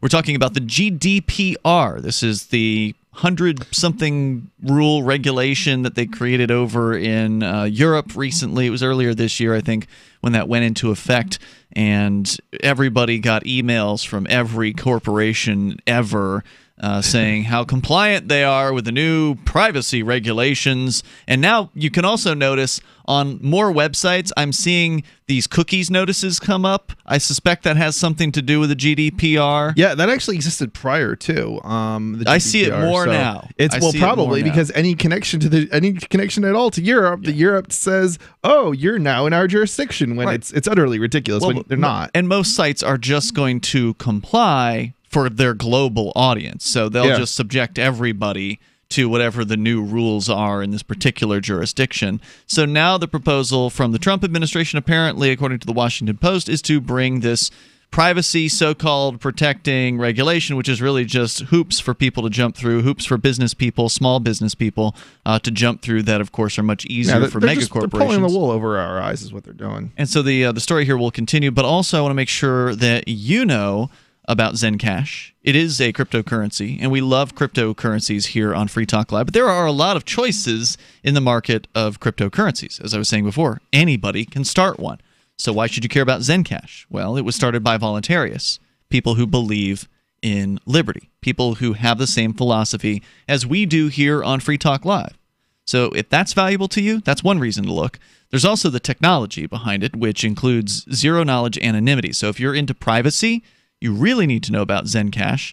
They now have over more than 13,000 secure nodes, which, according to what you compared the other night, Darryl, that actually the exact number, 13,007 or 800 or whatever it is higher than the number of full nodes in the Ethereum blockchain system. And Ethereum's currently the number 2 cryptocurrency on the planet by market cap. So Zencash has more nodes in its system than the number 2 crypto and the number 1, because it's got way more than Bitcoin. I think Bitcoin's at like 10 or 11,000, and Zencash, again, over 13,000 nodes. Almost 14. So they've got the technology, they've got the philosophy. And Ethereum just jumped. So they're neck and neck. Like neck and neck. And they've got an official Zencash wallet available for Linux, Mac, and Windows, and Android devices. You can learn more and get started at zencash.com. That's zencash.com. As we continue here. Now, Chris, was there more to share here from the Washington Post about Trump wanting to bring the privacy, so-called private? I want to just keep calling it so-called because, again, if you believe it's not. It's just it's a facade. If you believe facade, if you believe the government is going to protect your privacy, hello, Ed Snowden, National Security Agency. I mean, these people aren't about your privacy. They're about getting involved in your life and knowing everything about you. If the government wanted to protect your privacy, they would take down all the cameras and the toll booths, because what do you think those cameras are doing? They're tracking every move you make. Exactly. And they're the biggest threat, the real threat. Is. Yeah, the government is the biggest real threat to our privacy. The government's goal is to release an initial set of ideas this fall that outlines web users' rights, including general principles for how companies should collect and handle consumers' private information, the people said. The people said, what? All right, the forthcoming spokespeople, I would guess, for Trump would be my guess. But.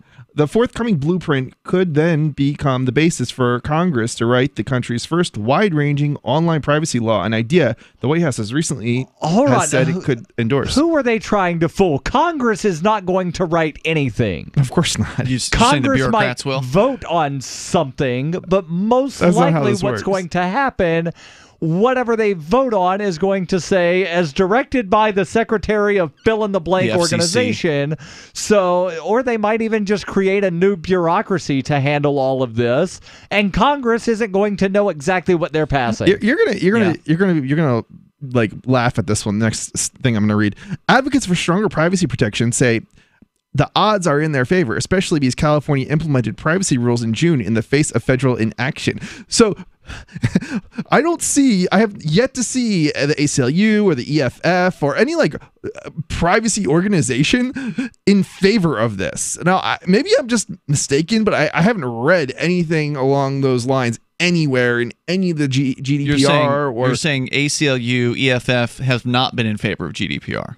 I haven't seen anybody quoting organizations that are privacy-oriented organizations. Because look, I like a lot of what the New Hampshire ACLU does. I've seen some stories. Did you guys get to that story that Chris Reitman had last night about the ACLU? We did not. Air? So there's been some disturbing headlines that I haven't taken enough time to look into for the national level on the ACLU. Yeah, but I can tell you that. Yeah. But I think I know what you're talking about. So they did send a ACLU newsletter here, like a sort of a quarterly magazine that they put out, and I've supported the ACLU in New Hampshire, so I guess I got on the mailing list, and they appear to be supporting net neutrality. So it wouldn't be surprising if they also supported. Net neutrality is and a didn't complicated EFF one. also support that as well? Yeah, they do. Net neutrality is a complicated one, though, because the whole reason we have a problem in the first place is because of what the government has done, the local governments have done over the past, since the 1980s with cable companies and basically giving them monopolies. No if doubt. that hadn't happened, we wouldn't have the problems that we have where we need net neutrality today. But we don't need net neutrality. One government created a problem, and then another government is saying, we have a solution to this problem. Sure. Well, I think we do have a problem. But it's gone now. Net neutrality's gone now. And what's the difference? The internet's still working. You don't think that there's a problem that we don't have a free market for ISPs? I think that's a problem, but okay, I don't so we have think a problem. You just don't agree with the solution. Net neutrality. Yeah, I don't agree. You don't like the way net neutrality is. You don't build government on top of government as a solution. Yeah, it's a poor solution. I would agree. It's not even a solution. It's not even. Look at the difference. What's the difference between today and a year ago? What's the difference between today and a year ago? It's hard to I mean, have you had a different number at the end of the date that you've as far as your experience on the internet is concerned, I see you watching your wrestling. Has your wrestling been worse? The streaming of the wrestling been worse, this year than it was last year? No, I don't like some of the booking decisions and the storylines, but that has nothing to do with the quality of streaming. Yeah. So I don't know. I don't buy the whole, the idea that net neutrality is going to fix anything. Yeah, I don't know. I don't know what will happen in reality, but I do know that there has been issues in the past. Most of the that's the claim. Well, no, there's definitely been real issues. The throttling, you mean? No, I'm not even talking about throttling. I'm talking about Comcast interfering with people's connection. So, like, if you tried to download a torrent, they would send a. Actually, I would say this is fraud and probably should be prosecuted for other reasons. But anyway, in other ways. But basically, they would send a message to a party pretending to be you to say we're going to disconnect, and so the other party then disconnects from you, so you're not actually able to download content. So you're saying Comcast has blocked torrents? Sort of, but it's a fraud. They're committing a fraud because they're pretending to be you in the process. Okay. I'm not intimately familiar with that particular situation. And I know that certainly if you're downloading something that might not be legal over a torrent, some of these ISPs will act on DMCA requests. But again, that's government that's creating that problem. More coming up here. It's Free Talk Live. GCN is hiring information technologists with Linux background, Cisco routing, database management, web development, with cross-platform flexibility. If you ever wanted to be involved in an exciting career in radio and love developing new delivery platforms, join the fastest-growing network, GCN. Inquire at careers@gcnlive.com or call 877-996-4327. That's 877-996-4327. Most of you know that heart disease is the #1 silent killer in the U.S. What if I told you for just $54.95 a month you could fight against heart disease naturally? At Heart and Body Extract, we've been helping thousands of people get back to a healthier heart. Don't just take my word for it. Check out all of the success stories at hbextract.com, or to order, call 866-295-5305. That's 866-295-5305. hbextract.com. Don't risk it when you can take charge of it. Hi, I'm Derek J. To me, an activist's calling is to actively work to advance a cause. The cause for which I work is personal freedom. I believe my life is best when I engage in voluntary interactions and self-government. I reject the idea that anyone else has a higher claim to my life or my body than I do. I see people who call themselves the government as a threat to my personal freedom. I realize you may feel differently, but my relationship with the people who call themselves the government is completely involuntary. If Starbucks used some of its money to drop bombs, I wouldn't shop there. So why would I support the American empire? The empire does not require my consent. Derek J's Victimless Crime Spree. Watch it for free and order the Director's Cut DVD at victimlesscrimespree.com. That's victimlesscrimespree.com. The new 4th edition of Healing Our World, The Compassion of Libertarianism, will take your understanding of liberty to a deeper level and has over 1,300 updated references, new cartoons, and a foreword by Dr. Ron Paul. With discounts for multiple book purchases, the 4th edition of Healing Our World is a great gift for the liberals, pragmatists, environmentalists, and Christians in your life who think libertarianism is cold-hearted. Get yours today at healing.freetalklive.com and use promo code FTL for a $5 discount. There are lots of ways to listen to Free Talk Live. Our podcast has been around since podcasts began, and now the FTL feed is loaded with content besides our full show archives. Did you know that we make it easy for you to customize your podcast subscriptions? We have different feeds, one that includes only our full shows, one with just the Daily Digest, and one with just the Edgington Post. You decide what you listen to. It's quick and easy to customize your feeds at feeds.freetalklive.com. That's feeds.freetalklive.com. Free Press Publications is an independent, alternative media and publishing company founded in June 2009 with the mission of ensuring a free press for the freedom movement and is committed to spreading the message of peace, freedom, love, and liberty. FPP also gives new authors an avenue for publishing freedom-oriented material. FPP brings you daily news and commentary on the website fpp.cc, as well as a daily 5-minute newscast, FPP Radio News, and weekly news, views, and commentary in the FPP Freedom Minute and Peace, Love, Liberty Radio at fppradio.com, and the monthly newspaper FPP News at news.fpp.cc. Find FPP online at fpp.cc. That's fpp.cc, as in Creative Commons. Love what we do? Please help support our international satellite channels at patreon.lrn.fm. That's patreon.lrn.fm.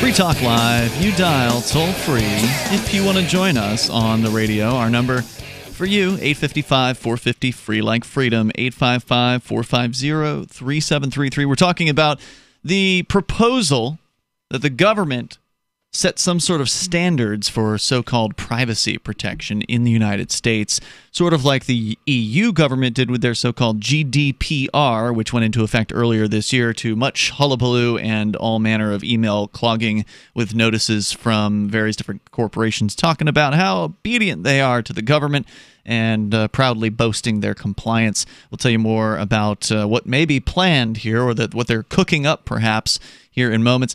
Also want to make sure you know about Freedom's Phoenix. It's a liberty-oriented news aggregation site. If you want the newest and freshest stories and perspectives on current events from those who value liberty, then freedomsphoenix.com has it. Their daily dispatch is the best way to stay up to date on science, technology, historical findings, liberty news, government overspending, and the rise of the police state. Freedom's with an S, phoenix.com. That's freedomsphoenix.com. So, Chris, you're sharing with us a story from the Washington Post, which says that the Trump administration has been meeting with Facebook and Google to ask them, what should we do here? What do we need to do to make all these companies do the exact same thing and have the exact same policies across the board? Isn't there value in that, Chris? Shouldn't we aspire to have a standard for privacy? I think the solutions are technical, not legal. And it's up to us to make decisions about, which companies we want to use. I don't use Facebook. I minimize my use of Google. Yeah, but people don't know what they're doing. They need the government to protect them. They need the government to make sure that companies are treating their data fairly. You don't know what this or that company is doing with your data. Shouldn't the government be in there to make sure that they're doing the right thing? If I don't want my data, a syrup, I won't give it. I won't provide it. It's, there's... Yeah, but you got to provide some data in order to live, right? Like if you're going to order something on the internet, you're going to give them your address. Most of the data that I get upset about is relation to government making me give it.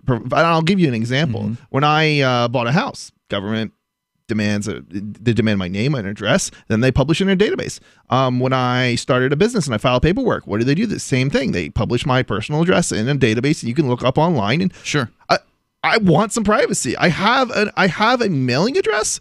Can you publish that? Well, no, you could have bought the house with a corporation. Yeah, and then the government is literally making you jump through hoops to gain even the little tiniest bit of privacy, and then they're doing stuff like this that isn't giving me any kind of real privacy. And then if you try to maintain your privacy, then that's suspicious, and that gets you on another list. Yeah, it's utterly ridiculous.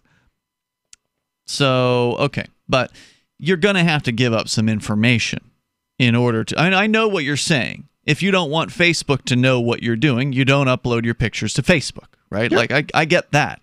But, taking this from the statist perspective of we need the government to provide these things, you got to have to give up information to companies. So shouldn't they have a set of standards that they follow? No, I don't. And think of it this way. Listen, you're going on the internet. The internet is not a thing that can be regulated. Even if the companies in the United States and Europe comply, there are 200 some other countries, all right? Well, maybe a little bit less because Europe and the United States, obviously. Yeah, but how many people are buying from Alibaba? Oh my God. So this is exactly what I'm talking about. Like, there are lots of other countries. There's no way that a business is going to be able to comply with every other country, especially smaller businesses. All you're doing is giving yourself an illusion of privacy if you think that passing a law in the United States is going to magically protect your data. Even if it protects your data on some websites, any other website that you visit that's going overseas, they're not going to comply with those laws. They don't have to. They're not within your jurisdiction. So a good American, as we talked about earlier, shut down the borders, shut down trade, shut down the internet. Make it so if you go outside of the United States on the internet, you're at risk. You're going to lose your privacy, which is why you should only shop with American companies that are regulated. But you're actually hindering businesses here from a competition perspective. You're raising the costs of operating in the United States. Not if we force everybody to buy things in the United States. That won't hinder them. Here's something that's kind of funny. You guys have heard about Facebook. I'm playing devil's advocate. Yeah, no, I think that's obvious. I hope the listeners can tell. To the people who it's not obvious. You guys have heard about Facebook's attempts to prevent Russian hackers from buying political ads on Facebook, right? Yeah. No, but I'll take your word for it. Yeah, so they've instituted these things to where if you want to buy political ads, you've got to upload a photo and jump through a bunch of hoops and hurdles.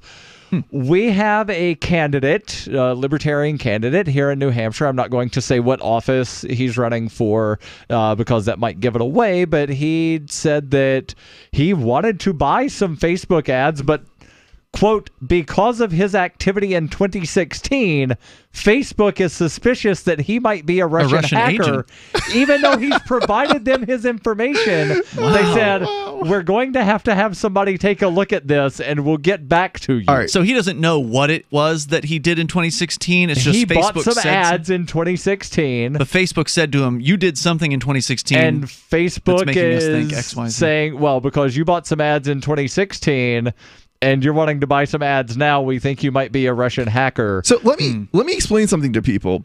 The system that Facebook has put in place to prevent Russian hackers from doing ads with Facebook doesn't work for any party that's willing to act maliciously in order to get ads onto Facebook. Right.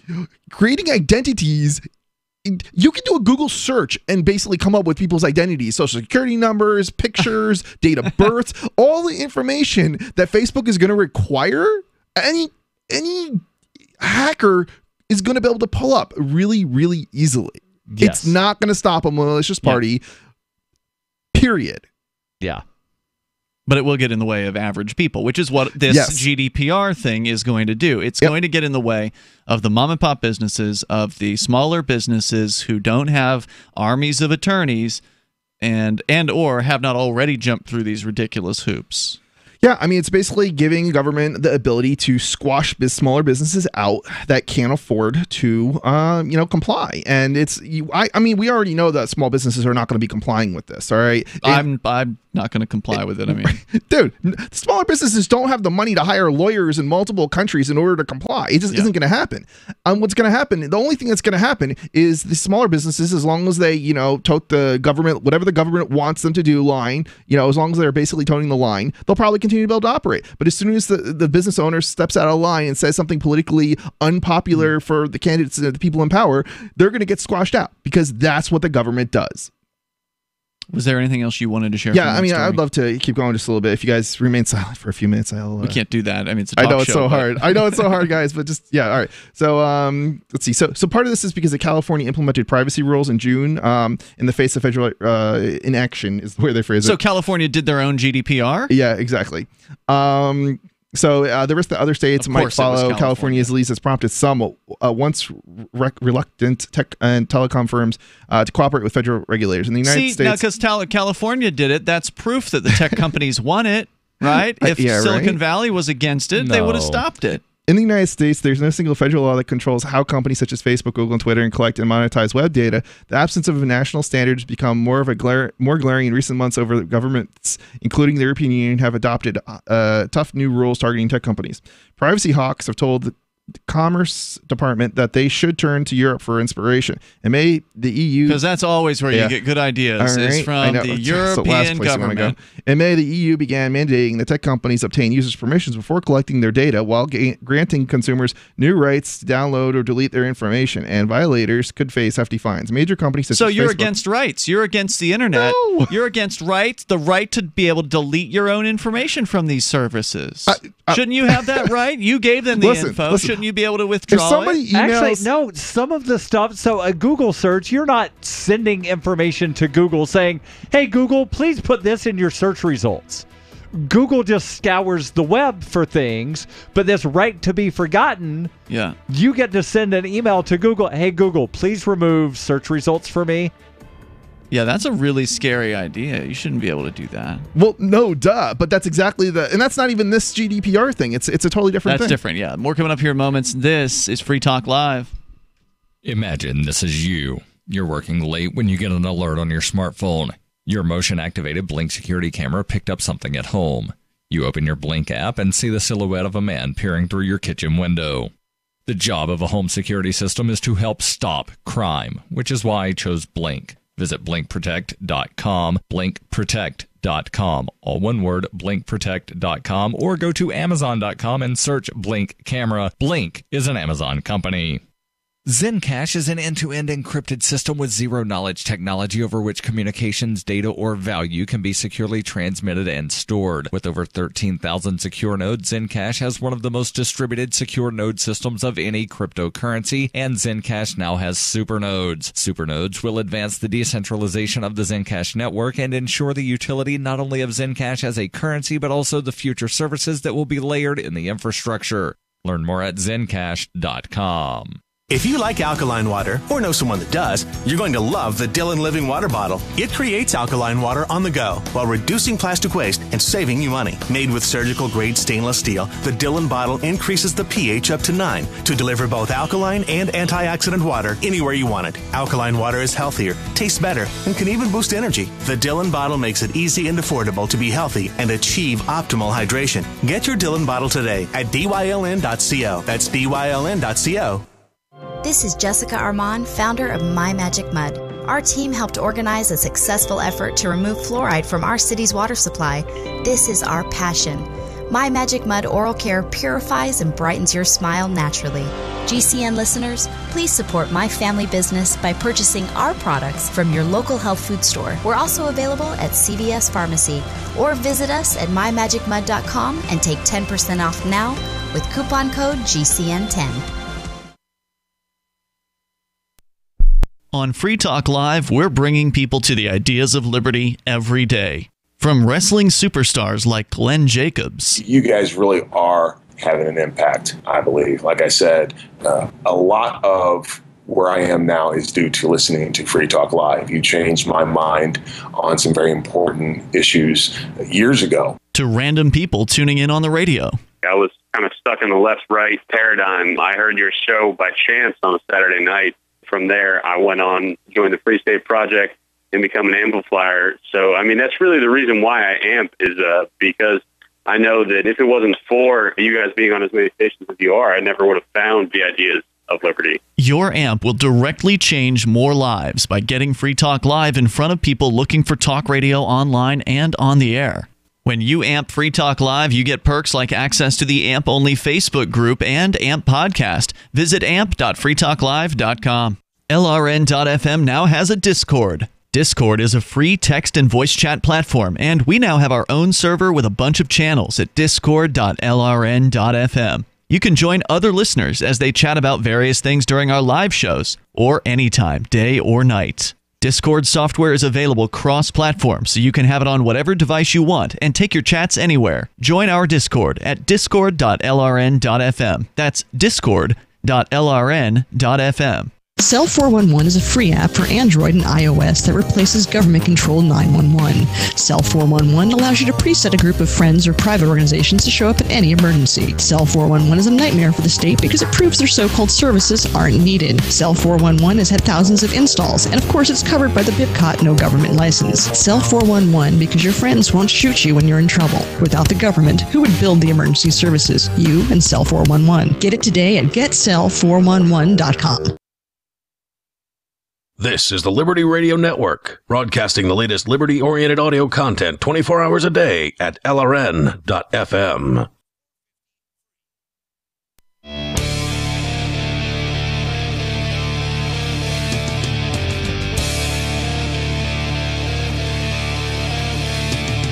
It's Free Talk Live. You can dial toll-free, bring up anything that you want. Coming up, the latest on the Petro. What's that?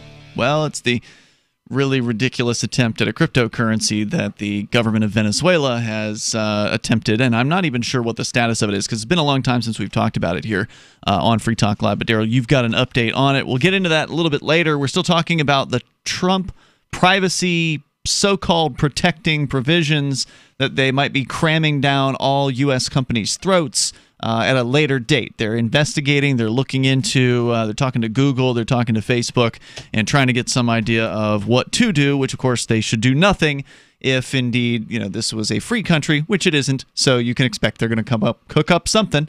And they're saying, look to the European Union. Do what they did. Copy the GDPR. After all, many companies have already complied with that. So for them, if a similar package is passed in the United States, it won't be any skin off their backs because they've already jumped through the hoops. It'll be all those U.S.-based companies that Trump supposedly wants to protect that he will be flushing down the toilet with this particular provisions, which, again, we don't know exactly what it'll be, but they are. You were just saying from the Washington Post that they are looking to the European Union. Yeah. for inspiration here. And by the way, I want to make sure you know about freetalklive.com, where we have a lot of features, including a forum, a web forum in which you can interact with other Free Talk Live listeners and some of the hosts. So, for instance, we talk about our Discord fairly often, but actually 2 of the 3 hosts tonight don't actually go on Discord. Correct. Darryl, I think you have an account, but you don't really use it. And Correct. Chris, you wouldn't even ever create an account on Discord. I wouldn't create an account. Because it's a closed source system and it's run by some corporation. Yeah. Whereas the forum that we have, the Shire Society forum, which has a Free Talk Live subforum, all 3 of us have accounts on there. And that is an open source forum software. And it's run on an independent server. So you're okay with being I'm there. much more of a fan of that than I am of, And it's nice. It's a very nice piece of forum software. It's very modern, very snappy. We were talking about how evil Facebook is. Well, this is a way for people to communicate within the Free Talk Live listener community and some of the co-hosts as well. I think Melanie's got a forum account. Johnson, I think, is there as well. I believe Mark also has a forum account. Yeah, I'm definitely there. A lot of us are there. Yeah, there's probably 90%, if not more. Most of the hosts, I think. Most of the hosts. Forum.freetalklive.com will take you right to it. And it's free to get in there and interact with others who are into Free Talk Live. So once again, forum.freetalklive.com. As we continue, there was more from this story There was a little bit more in the post that you wanted to share. So go ahead. If you can find your place. Yeah, here we are.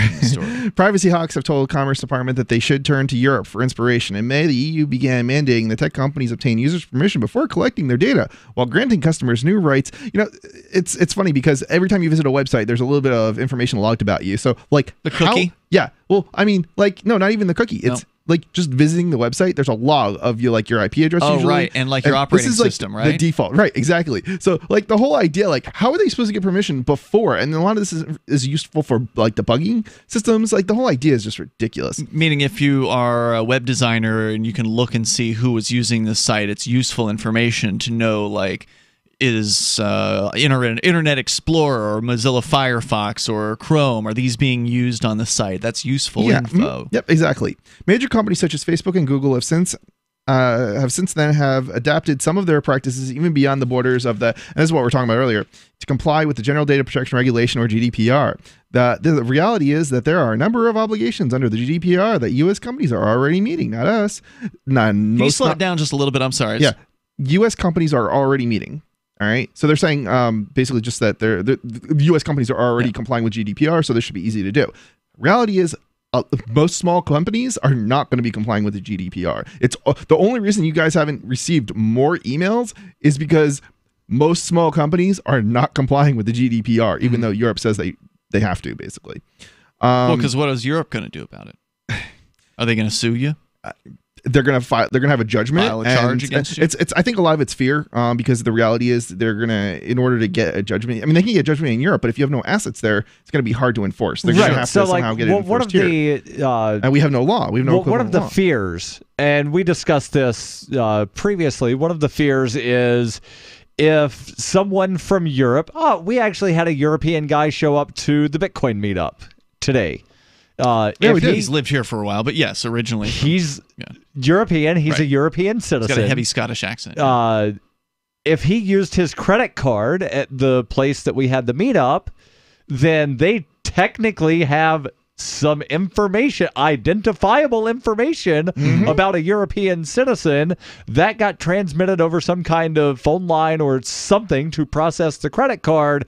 So therefore, GDPR applies and says that they've got to jump through all of these hoops and hurdles, allegedly. Yeah, exactly. I mean, this is just the ridiculousness of this system. Yeah, I'm going to wind up saying, at least on the bright side in the U.S., a lot of the onerous regulations, there's exemptions for really small businesses. Mm-hmm. That's not to say that the regulations are any good or that I support the existence of the regulations, but at least there's, sometimes, for a lot of them, sometimes exemption. So you're thinking they might exempt some smaller businesses from GDPR or from the U.S. version? Probably. Even the and we talked about this a while back. Talking about some exemptions, but not necessarily for small businesses. But remember we talked a while back about that Supreme Court case out of South Dakota, the Wayfair case, where the South Dakota thing, there was an exemption for smaller businesses. It's still a horrible policy. The Supreme Court decision is still a horrible decision. The problem is, though, that was really super small businesses, not necessarily small businesses as, we might understand it to mean, right? Like we're talking about people who are how many employees selling on eBay and maybe doing it part-time, but a larger full-time business might actually. Right. Didn't they get triggered if they sold 200 items or something like that? Into North Dakota or South, whichever Dakota but that's it was. Still not that many, especially if you're selling small items. Do you sell 200? Do you do 200 shipments a year into one of the Dakotas? So I'm not entirely sure. But the thing is, we don't sell items that. So if we were selling smaller items that were like to 90% of the country or whatever, a large percentage, then we probably would, but we don't. We're more specialized business, so we don't sell as large. We don't sell as much in terms of quantity as somebody who is selling a more general purpose product. Right, and so there was also a dollar amount of either, I think it was $100,000 or 200 individual purchases. Yeah, I mean, we might fall into that one particular. We might fall Dakota. into the dollar amount, but not the unit amount. As an example, I mean, we sell. It kind of depends. In some years, if we have a certain business that we're shipping to that might not be in that state, then we would have to. We would probably. There are certain circumstances we might end up falling into that, and we're not. We're not we're less than 10 employees. I mean, we're not a huge business. This is stuff that would concern me. Meanwhile, U.S. businesses are pushing the Trump administration to articulate a vision for privacy that's less aggressive than that of Europe. Participants in the talk say in a sign, the government shares some of those views. Commerce Secretary Wilbur Ross previously called the GDPR an impediment to international commerce. I totally agree with that. There's a clear target of the Chamber's proposal. California. And that was Trump's guy who said that, right? I think so. Last month, policymakers in the Golden State passed an expensive law that would allow consumers Expansive or expensive? Because probably both. No, I'm sorry. It's expensive, not expensive. It probably is both. Both words would make sense there. That would allow consumers to learn what is collected about them and opt out of having their data sold to third parties, including advertisers. Privacy advocates cheered the law, not me, which takes effect in 2020, and not any other privacy-oriented organization that I'm aware of either. What's wrong with being able to opt out of having your information sold? There's nothing wrong with being able to opt out of it. It's just that it should be on the business to do that, to give users that option. You're saying it should be something that's provided due to market forces because people want it, because that's what people purportedly want, and that the businesses should just go ahead and do that on their own volition. Right, and I think that if there are going to be terms of service for all of these different websites, instead of just you click one box and say you agree to all of it, there should be a bunch of different boxes. I agree to this portion. No, I don't want you to give my privacy away, so I'm not going to click this box. That the way contracts are supposed to work is you get to negotiate. So not just somebody. It's not a real contract. That would be interesting. But it's not a real contract, but they do have the force of law. That they'll get held up in courts. Darryl, you know what's going to happen though if they were to do something like that? A company, if they passed a law that said that businesses had to do stuff like that, the businesses would just say, if you don't check every single box, then we won't do business with you. Yeah, there's more on the way here. There are consequences to these laws. Oh, I wasn't trying to say there should be a law. I'm saying that's how they should just operate on their own. That might be nice, but it's not going to happen. Yeah, they wouldn't allow that even without any kind of government in there because it's CYA. Imagine how difficult that would be to implement too. Yeah, it's legal. It's just legal CYA. You have to agree to all of it in order to use their service. There's more coming up here. Hour number 3's next. Free Talk Live. If you or anyone you love has been diagnosed with lung cancer, asbestosis, or mesothelioma, your diagnosis may be the result of job-related exposure to asbestos, and you may be entitled to compensation. Over $30 billion in trusts have been set aside for individuals who have been affected by asbestos exposure. How do you protect your rights and get the compensation you deserve? Call Capital Legal Group now at 800-400-LUNG. Capital Legal Group is one of the nation's resources for settlement of lung cancer and mesothelioma cases. Law firms have successfully recovered over $2.7 billion billion for their clients in all 50 states, and claims have been paid in as little as 60 days. If you or a family member were diagnosed with lung cancer, asbestosis, or mesothelioma, call Capital Legal Group now at 800-400-LUNG. We'll open a no-cost case review on your behalf. A history of tobacco use or cigarette smoking will not disqualify your case. Visit 800-400-LUNG.com or call 800-400-LUNG. Call 800-400-5864 now. That's 800-400-LUNG. We've all heard about blockchain assets like Dogecoin, Ether, and Ripple. Bitcoin isn't the only player in the blockchain game any longer. And for those of us wondering how to get our hands on these digital assets, finally, there's a solution. Shapeshift.io allows you to buy and sell between your digital assets and Bitcoin instantly between your own digital wallets. I've used it with ease. Shapeshift.io. There's no account or email address needed. You send them the crypto you want to sell. They send back the crypto you want to buy. It's that easy. Shapeshift.io. The three most important things you can do for Free Talk Live are: 1, share one episode a week on Facebook or in some other social networking site. 2, buy the things you buy online through shop.freetalklive.com. 3, give $5 a month to the AMP program. It's my firm belief that Free Talk Live's AMP program is the best use of your charitable dollar among liberty-oriented organizations. Support all the organizations you love, but make sure you give $5 a month to AMP at amp.freetalklive.com. You're listening to the live edition of Free Talk Live. Hour number 3 is next after the news here on the Liberty Radio Network at LRN.FM. From Keene in the Shire, the Liberty Media capital of the world, this is Darryl W. Perry, host of FPP Radio News for Friday, July 27th, 2018. Silver is trading at $15.40 per ounce. Gold is valued at $1,220 per ounce. Zen Cash is trading at $29, and the average price of Bitcoin is $7,912. Antiwar.com reports 65 years after the 1953 armistice that stopped the open fighting of the Korean War, the nations involved still have not replaced it with a permanent peace treaty. This means that the Korean War is still technically ongoing 68 years later. That's apparently where the U.S. intends for it to stay. While North and South Korea have discussed deals to end the war, the U.S. nominally has given its imprimatur to the idea. U.S. officials say that there is little interest in the Trump administration to actually do this, with some seeing it as undermining their leverage against North Korea on denuclearization. This would be a complicated matter this time, unlike the decades of previous U.S. resistance to making peace with North Korea. That's because now South Korea is also on board for such a deal. In trying to delay such an important milestone, the U.S. may be seen as obstructing diplomacy in general. A spokesman for the U.S. State Department said as much, that the U.S. has committed to building a peace mechanism with the goal of replacing the armistice agreement when North Korea has denuclearized. It's not clear the world will want to wait, however. North Korea's state media says that ending the war is an important first step because of the history of extreme hostility on the border. The North Korean Foreign Ministry is also criticizing a recent U.S. delegation for not mentioning the idea of peace. South Korean officials have talked of the idea of reaching a peace deal this year, and China is open to participating in the process. Though the U.S. is a major belligerent within the Korean War and would be needed for peace, being the lone holdout would be seriously embarrassing.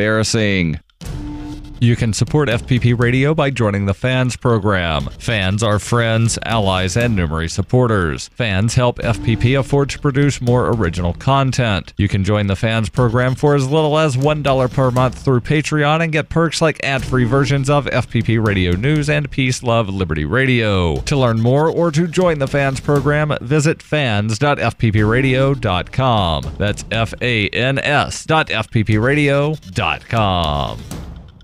UPI reports a bipartisan group of senators proposed a bill Thursday that is aimed at preventing President Donald Trump from exiting the North Atlantic Treaty Organization without the Senate's consent. Senators John McCain, Cory Gardner, Jack Reed, and Tim Kaine presented the legislation, which says that the president may only withdraw from NATO pursuant to the advice and consent of the Senate, provided that 2/3 of the senators concur or pursuant to an act of Congress. In the past, President Trump has threatened to withdraw from NATO if the other member countries do not increase their share of the organization's defense budget. Only 5 of the 29 member nations spend the agreed upon 2% of their GDP on their military, leading Trump to criticize them as freeloaders.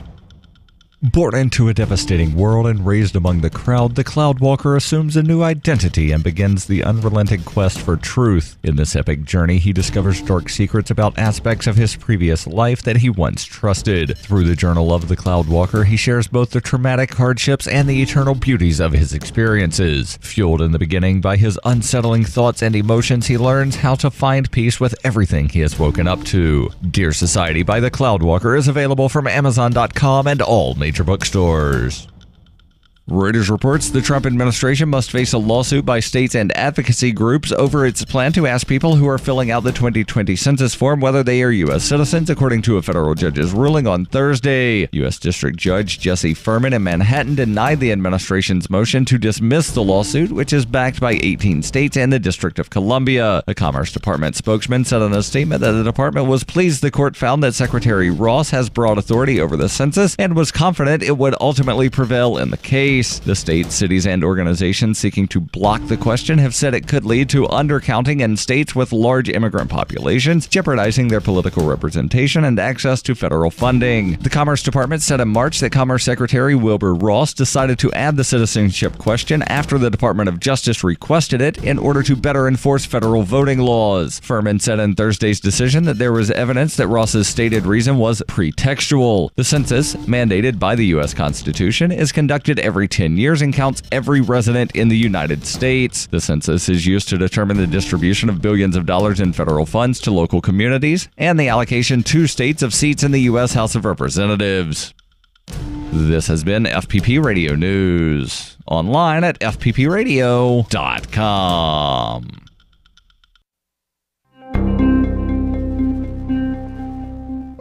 Shortly after Seattle area consulting firm Brink & Tiller received a resume from Corey Wilhelm, a college graduate with a Bachelor's of Arts degree in Communications, Human Resources Director Robert Bradshaw immediately fast-tracked Wilhelm's application and spoke with The Onion about this exceptional candidate. Well, the second I saw Corey's resume, I knew I had to send it straight up to our CEO. I mean, we're talking about an applicant who not only got into the University of Washington School of Communication, but also managed to graduate in 4 years with a Bachelor of Arts. This kid's only 22, but according to his resume, he already has experience in Word, Excel, and PowerPoint.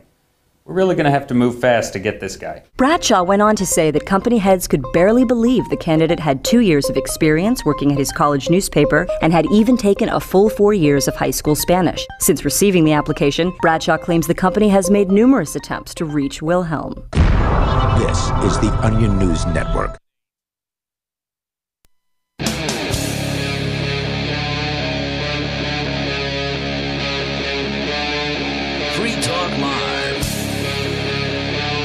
It is Free Talk Live, and we're launching into the third hour of the program. What's the latest on the Petro, the Venezuelan supposed cryptocurrency?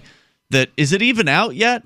I honestly, we haven't talked about it in probably a few months. Wasn't the last time we talked about it like they said it was out, but it wasn't really, like, if you looked at it, like, yeah, it was a mess. There was supposedly a token sale that had raised like more money than anything else ever in the history of ever, but when you went and looked at the token thing, none of the tokens had moved.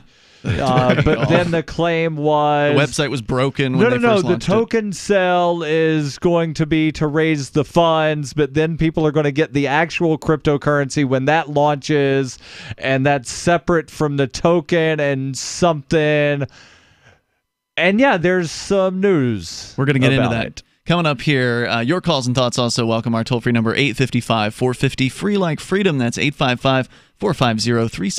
Skype username's LRN.FM. And we've got our Discord on-air call-in line room at discord.lrn.fm. We go to Vietnam, where Luke is calling in, watching on Twitch at twitch.lrn.fm. Go ahead, Luke. Hey, Ian. Have you made a show reel of your achievements in media yet? I don't know what you mean by that. Achievements in media? Yeah, a show reel, that media personalities use to promote themselves to recruiters and stuff like that. So Free Talk Live does have like demos that radio stations download for sure. Like we've got that. Yeah. I'm making a new one for your sponsors of all the times you've done pedophilia normalization. Right? I don't want to. I've got a whole bunch of new allegations, not a repeat of what you heard last week. New allegations. Let's hear it. Let's hear it. Should be interesting. Okay. Before any allegation, I will give the time. I will give the date of the Free Talk Live show and the hour and minutes to go to in that stream, based on the YouTube channel. But of course, there's other sources you can back it up from. And all the audio you've ever done has already been mirrored. So even the ones you've redacted. I haven't redacted anything, sir. Redacted what? Yeah, we've never redacted any show from Free Talk Live. There's never been a redacted show on Free Talk Live. So you didn't have video for 2 days, for 2 shows after the Playpen raid, is that right? I don't know how many days it was, but there were some failed recordings or something. I'm pretty sure we were on the air that very night. We may not have had our video streams up at that time, but all of those shows. I think there was something failure happened at some point. Well, the failure was that the government came in and stole 50 devices out of our studios here. That seems like a there was a show. Bit of a stretch there. The archive is available. Yeah, I believe the audio archive is available of that, Luke. So in your paranoid mind, you believe that we pulled down shows, but no, that never happened. Okay, but you didn't stream on YouTube, but you only went direct to GCN Live Audio then. Okay, all right. Yeah, you can't stream on YouTube when the government steals your streaming computer. Yeah, okay, fair enough. Okay. Now, thanks for actually accepting that for the first time. That's like the first time you've actually accepted something that we've said to contradict your story. So I appreciate that. Go ahead with your next allegation. Okay, let's see what we should start with. How about the first live stream after you got your cameras back after the ZFBI raid at 27 minutes 30 seconds? A Free Talk Live host admits downloading child porn. Want to talk about that? I highly doubt that. I highly doubt anybody admitted that. Given it 2016, March the 22nd at 27 minutes. I don't have the ability to pull up, at the snap of a finger some archive, but I'm pretty sure nobody admitted that, because if they did, they probably would have been arrested. Right, because that's admitting to a criminal activity, and if you don't think the FBI is listening or was listening at that time, you know what these people do? They're misconstruing stuff that's been said. Oh yeah, I'm waiting for him to get to the one that he brought up in the Twitch chat room. In the Twitch chat room, you brought up here. Hang on, Luke. It's very easy to misconstrue some of the things that have come out of your mouth. Luke has a very active imagination, because the one that he mentioned in the Twitch chat room earlier at twitch.lrn.fm, he actually provided a link to audio. Okay. And he claims that in the audio, he says, this is in all capital letters in our Twitch chat, from who I believe this is you, Luke. This is you as Ian Freeman Playpen Pedo in the Twitch chat. That's you, right? You have him on mute, don't you? No. Oh, yeah. I've got to get other people to keep subscribing. No, but that's you, right? That's you. Yeah, of course, that's you. Mate. Okay, so you said in the chat room, can I play audio of you admitting you were sodomized live on air? So I don't think you meant it that way, but so I wasn't admitting I was sodomized live on air, nor was I even admitting I was sodomized, because I was never sodomized on the air. That's what it depends on how you read it, but either way, I've never been sodomized, and so you actually provided the link to the audio where you supposedly believe I admit to that. And so, can we listen to this? Do you want to hear it? I want to hear this. You wanted us to play this, right, Luke? Let me play it. No. It'll sound like garbage if you play it. You're not going to play a different link. Let me play it. It's the link. You are so paranoid. You're so paranoid. I just want to stop for a moment here and explain how paranoid he is. Yes. He provided a link to a video on our website. Okay. On not our site, but our YouTube channel, Free Talk Live Radio. And he believes that you've somehow edited this. Right. In the 2 seconds that he's been like. Minutes. Right. Yeah. He posted this. While we've been on the air, you've somehow been able to edit audio. Right.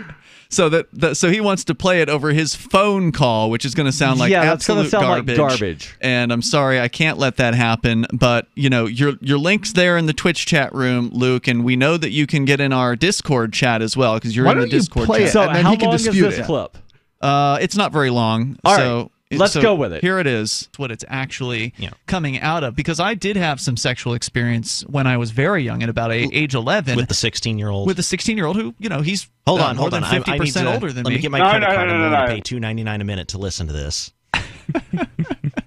And so, a 16-year-old neighbor who I, was crawling in his window in the middle of the night to go and meet with and do these things with.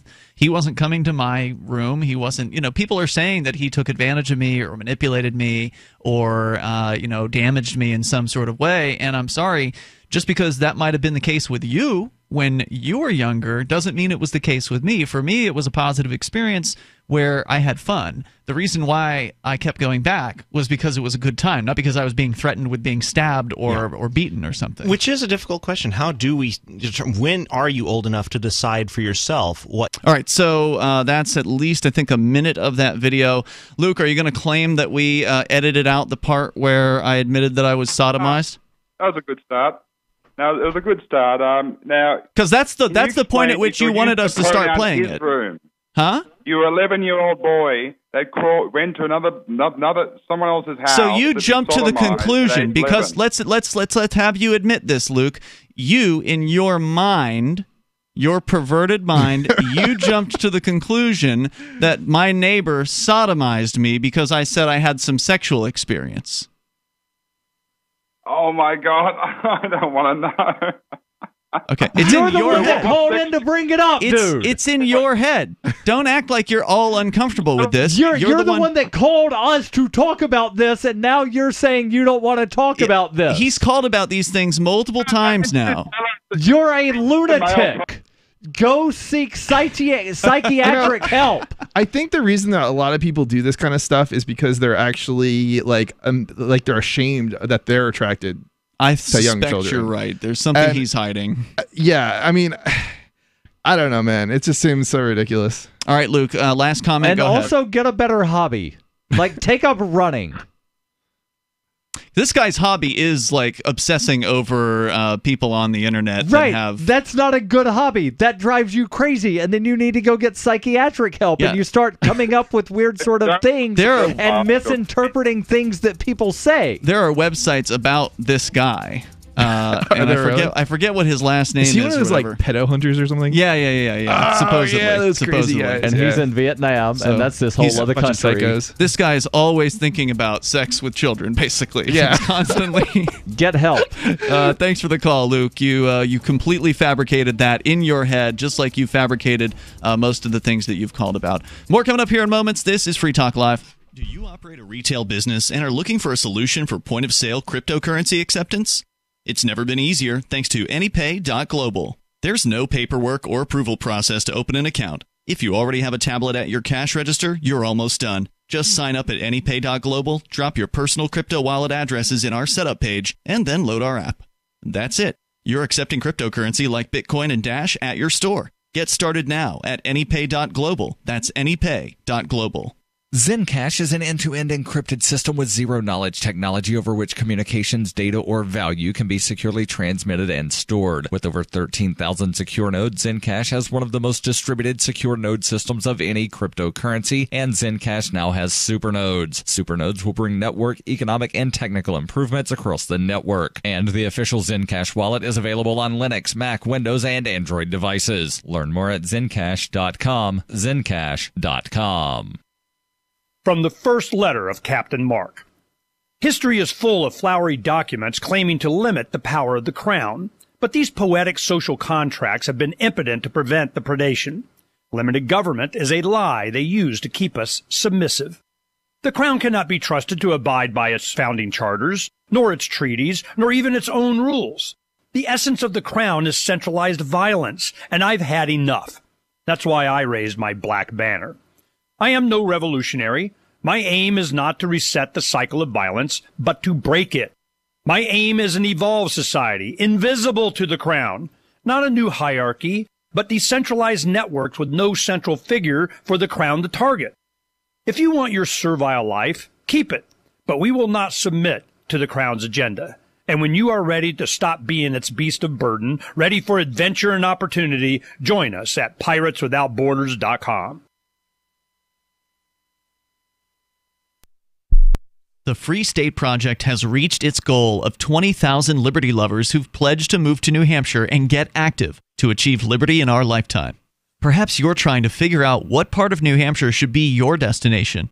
If so, consider Keene. You'll find more than 150 reasons to move to Keene at move.freekeene.com. Keene is famous for its historic, publicity-generating activism, as well as being the liberty media capital of the world. It's home to freekeene.com, New Hampshire's destination for liberty activism, news, and opinion. For years, we've been compiling over 150 reasons to move to Keene at move.freekeene.com, where you'll learn about some of what's happening here and what makes Keene a great place to live. If you love liberty, you'll probably enjoy anywhere you end up in the Shire. But do your due diligence first. Please visit move.freekeene.com for the full list of over 150 reasons to move to Keene. That's move.freekeene.com.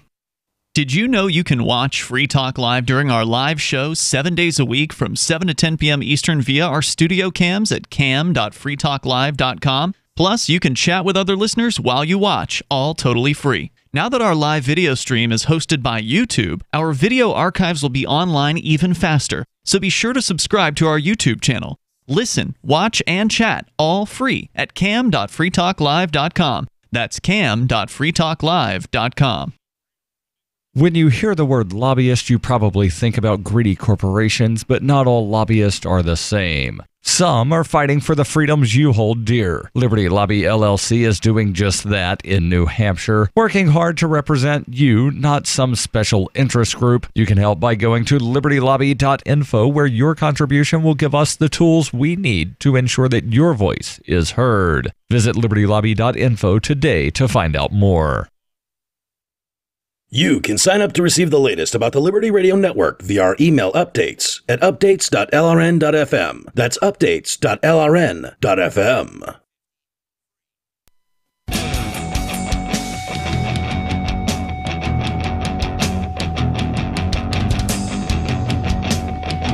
Free Talk Live. You can dial in toll free here. Our number 855-450 free like freedom, 855-450-3733.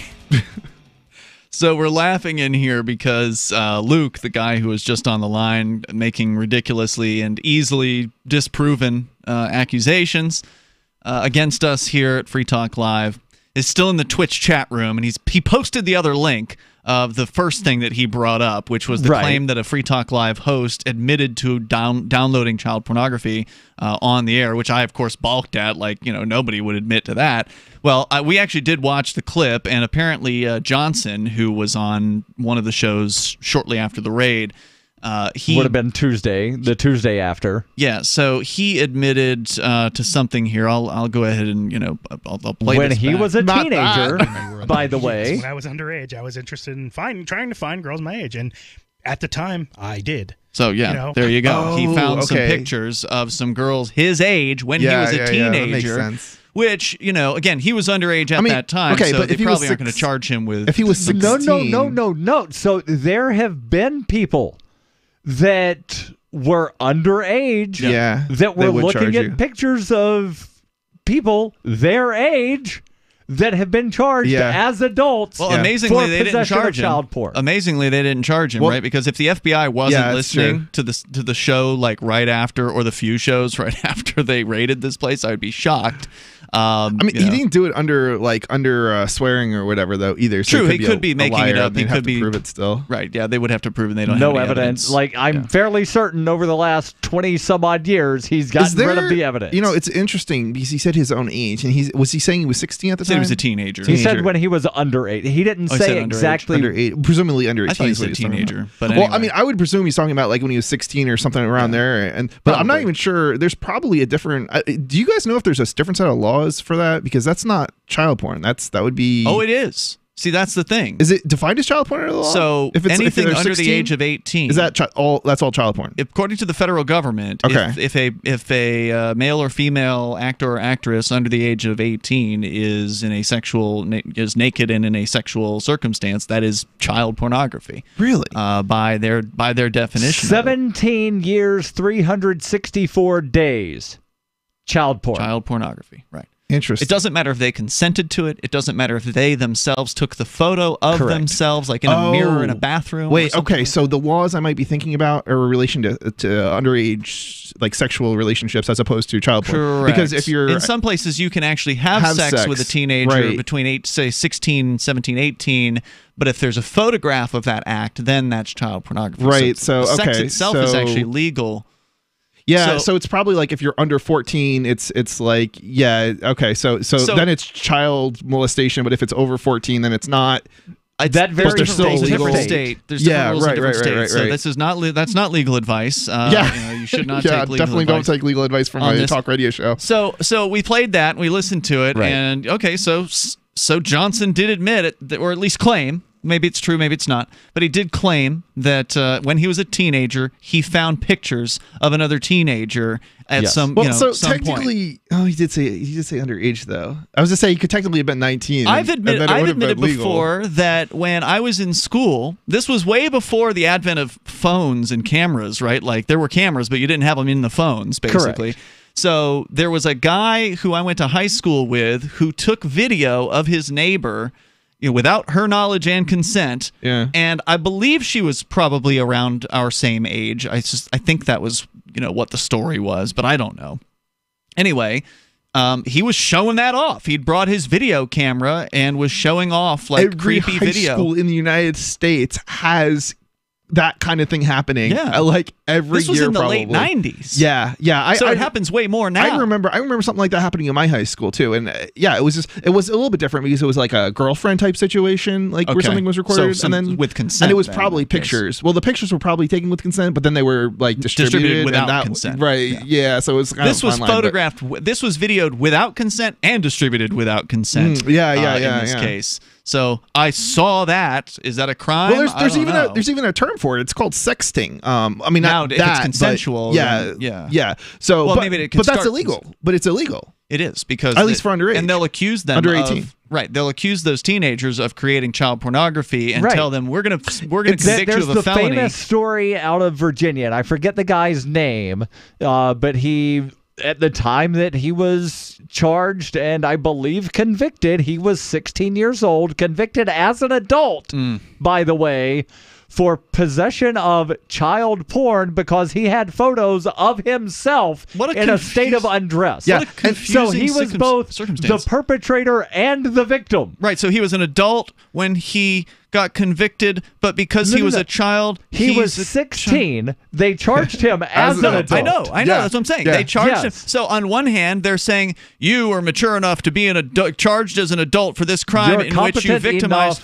To be an adult to stand trial whilst simultaneously being a child because you took a picture of yourself. You took advantage of yourself. The adult side of your brain took advantage of the child side of your brain, and therefore we need to punish you. My God. So this is nobody said that the law is rational, and it's not. It's insane. It's something like 2/3 of the people on the sex offender list have never had sex with a child or done anything to a child. It's the most absolute same thing because it's like people pissing, college kids pissing in a garbage can, or it's like kids underage sexting each other. Like this is what you get when you pass these kinds of laws. They're just it's ridiculous. So the icing on the cake with this Luke guy who posted this link in which again he was saying one of your hosts admits to child porn, whatever.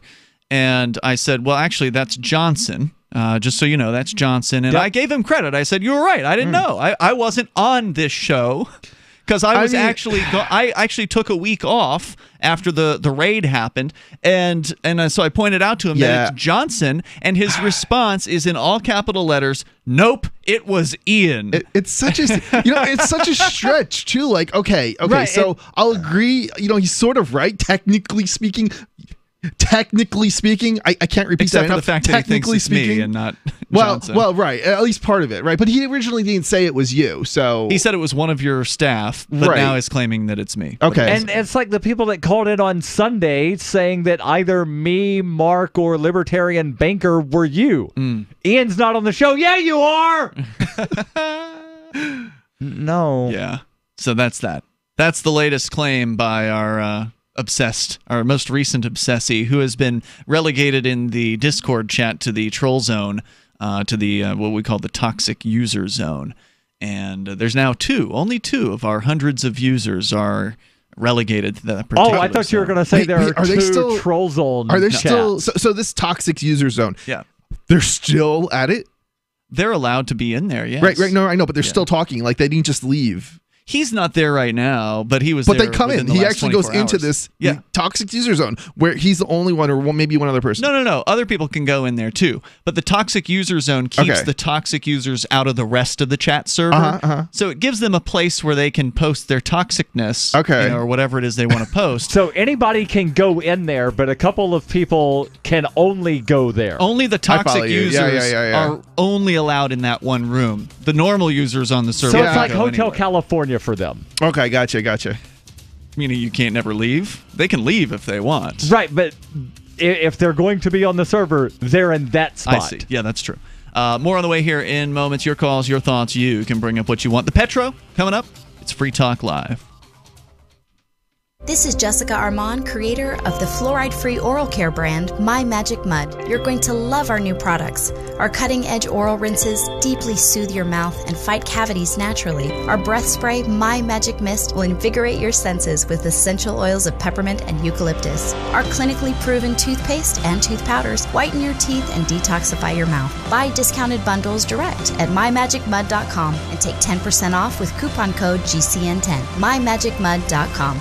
Hunters, anglers, campers, and survivalists. Get back to nature. Expand your horizons with the highest quality, most versatile, unique slingshots and sling bows on the market at slingbow.com. Slingbow products are compact and models start from just $17.98. They're perfect for your bug out bag or storing in your vehicle. Give yourself and your loved ones the excitement and tradition of Slingbow, a new frontier in archery and truly modern twist on this primitive survival tool. Feel the thrill only at slingbow.com. This is Michael Dean from the Freedom Fiends. I've run websites since 1996 and have used over a dozen web hosts in that time. AgristHosting.com is the only one that hasn't broken my heart. Agrist Hosting's uptime and service is stellar, and their DDoS mitigation is the best I've seen. That's important because if you tell the truth in this world, you'll ruffle feathers. And some people will try dirty tricks to silence your voice. No matter what the haters hit us with, Agrist Hosting keeps our websites online. If you have a mission-critical commercial presence or a world-changing activism site, you cannot tolerate any skullduggery. So go with agristhosting.com. Have a WordPress or blog site, but you're not satisfied with performance or uptime? Or just want raw hosting? Want to pay with Bitcoin? Agrist Hosting specializes in high-performance hosting with personalized service. Go to agristhosting.com and click on the button that says Get Hosted. That's agristhosting.com.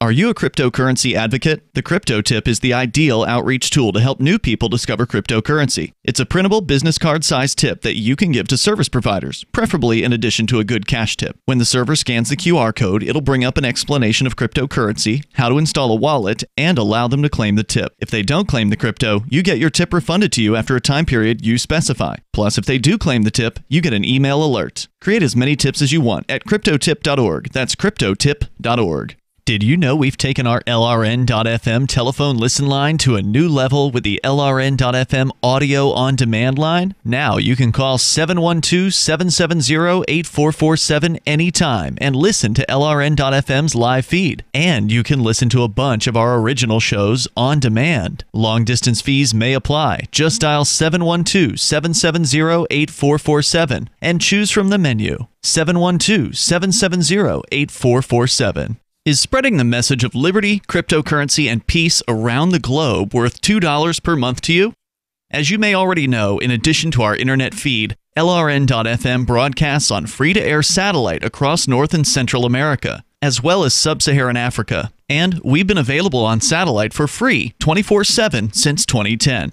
The LRN.FM free-to-air satellite signal is reaching some of the most oppressive regimes in the world, and there's no doubt our ideas are making an impact. You can learn more about the channel's impact by watching the 3-minute video at fund.lrn.fm. If you'd like to help free minds globally with our ideas of liberty, cryptocurrency, and peace, you can donate as little as $2 per month via fund.lrn.fm. You can help us continue and expand our satellite broadcast to multiple continents. Visit fund.lrn.fm today, and thank you for your help. Don't forget to share the link on social media. That's fund.lrn.fm. What's up next? Visit the Liberty Radio Network program guide to find out at shows.lrn.fm. That's shows.lrn.fm.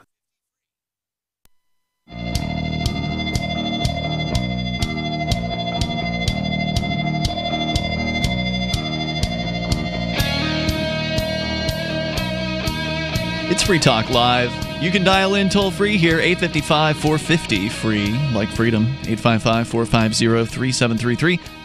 And freedom, for some people, is intolerable. They just can't allow other people to be free. They can't live with the idea of other people doing the things that they want to do with consent with each other. They just have to get involved in their lives.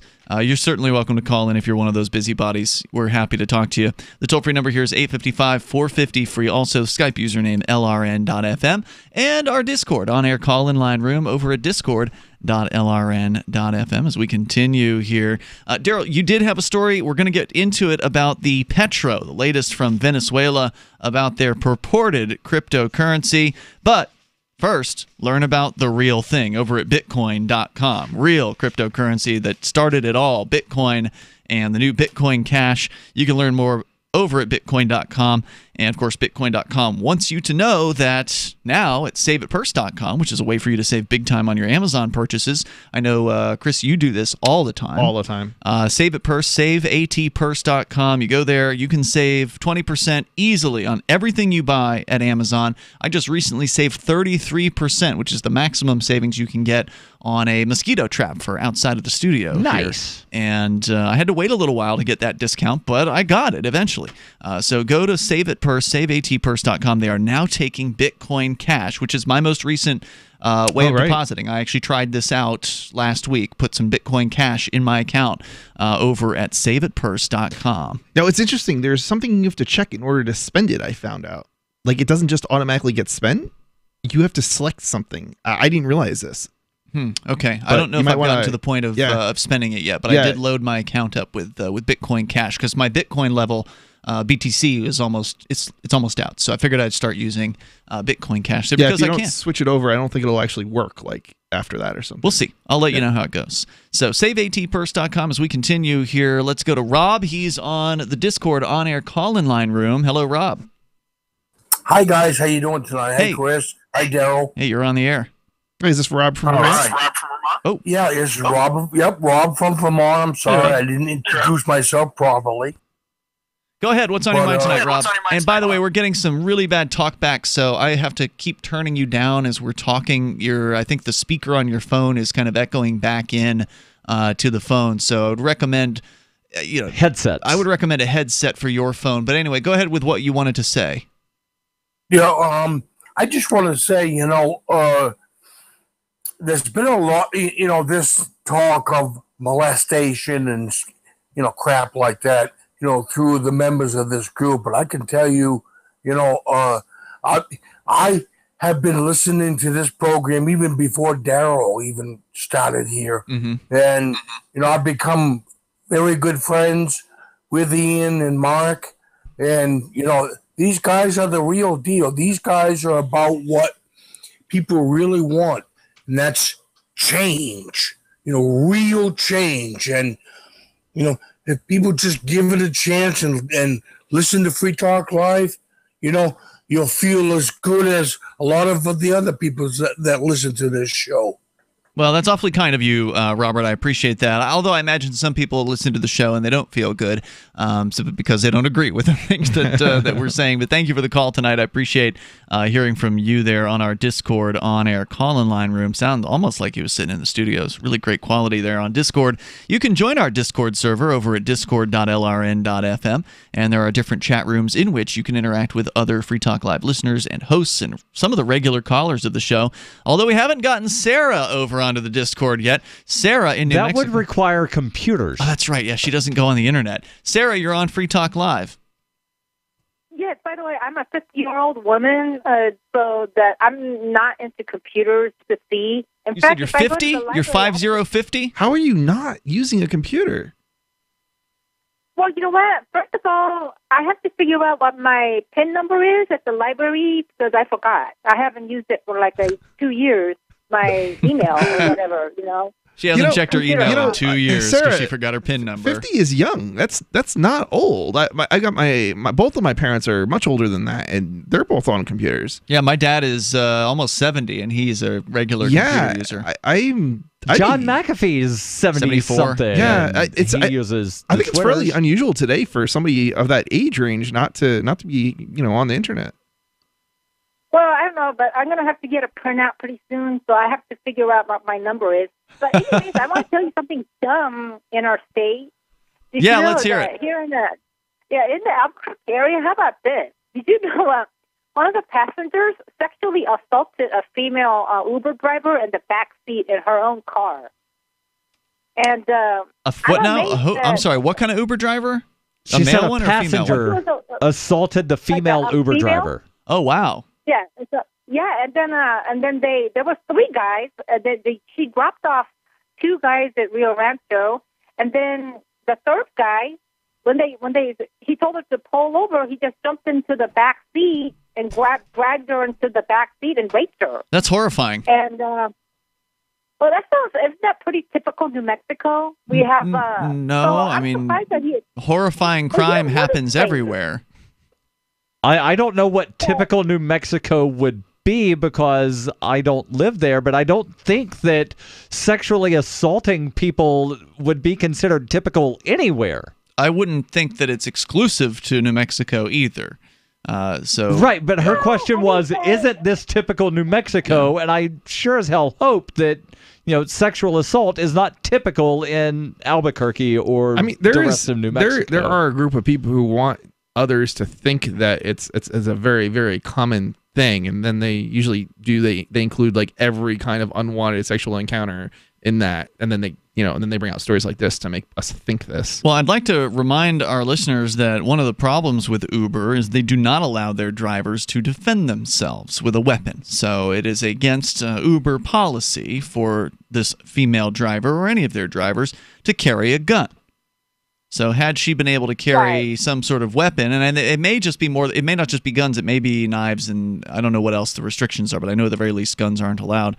And so if you aren't allowed to defend yourself, then nobody should be surprised when some thug decides to take advantage of that particular policy. I know that a lot of drivers have cameras in their cars too, if I'm not mistaken. That could help as long as the thugs don't notice that, right? Like, steal the camera. Oh yeah, I'm not saying, but I'm just like, it's like that might help after the fact, right? There's this thing called technology that can also, like, there's a reason that drivers who drive regularly will implement all sorts of different technology to help with the situation and make them safer. Absolutely. And that the cameras come in handy in other areas too, like if somebody pukes in the back or whatever else you need evidence of some bad behavior on the part of the passengers. Sarah, thanks for the call tonight. Speaking of Uber drivers and cameras, I don't know if either of you saw the story out of Missouri where there was an Uber driver that not only did he have cameras in his car, he had those cameras streaming to his Twitch channel. Those were secret cameras. Without the consent of the passengers. Now, he claims that I had a sticker on my window saying that you're going to be recorded if you get in the car. In which state was this? Missouri. Okay. Oh, that's a part that I didn't hear. He did not violate any wiretapping laws in Missouri. But was it against Twitch terms of service or something? Or what? Twitch removed his channel. Yeah. Uber and Lyft said that he had violated their terms of service by not informing the passengers that they were going to be streamed. And then, but there was a warning on the car, you said. He claims that there was a warning. All of the passengers that Uber and Lyft spoke with said, I never saw anything. Yeah. I mean, if it's dark out, what are you going to... And also, don't you wind up getting dinged if after the car arrives you wind up rejecting the ride? If after the car arrives, So you reject. I requested Uber. I get notice my Uber is here, and then I go in the Uber app and say, no, I don't want the ride. I don't know if you get dinged. They might, if you keep doing it, disconnect your account or something. Well, a ding, but that's what happens. You get enough dings, and then something happens. Right. More coming up here in moments. Hopefully, we'll have a chance to talk about at least something about the Petro on the way. 855, 450, free like freedom. This is Free Talk Live.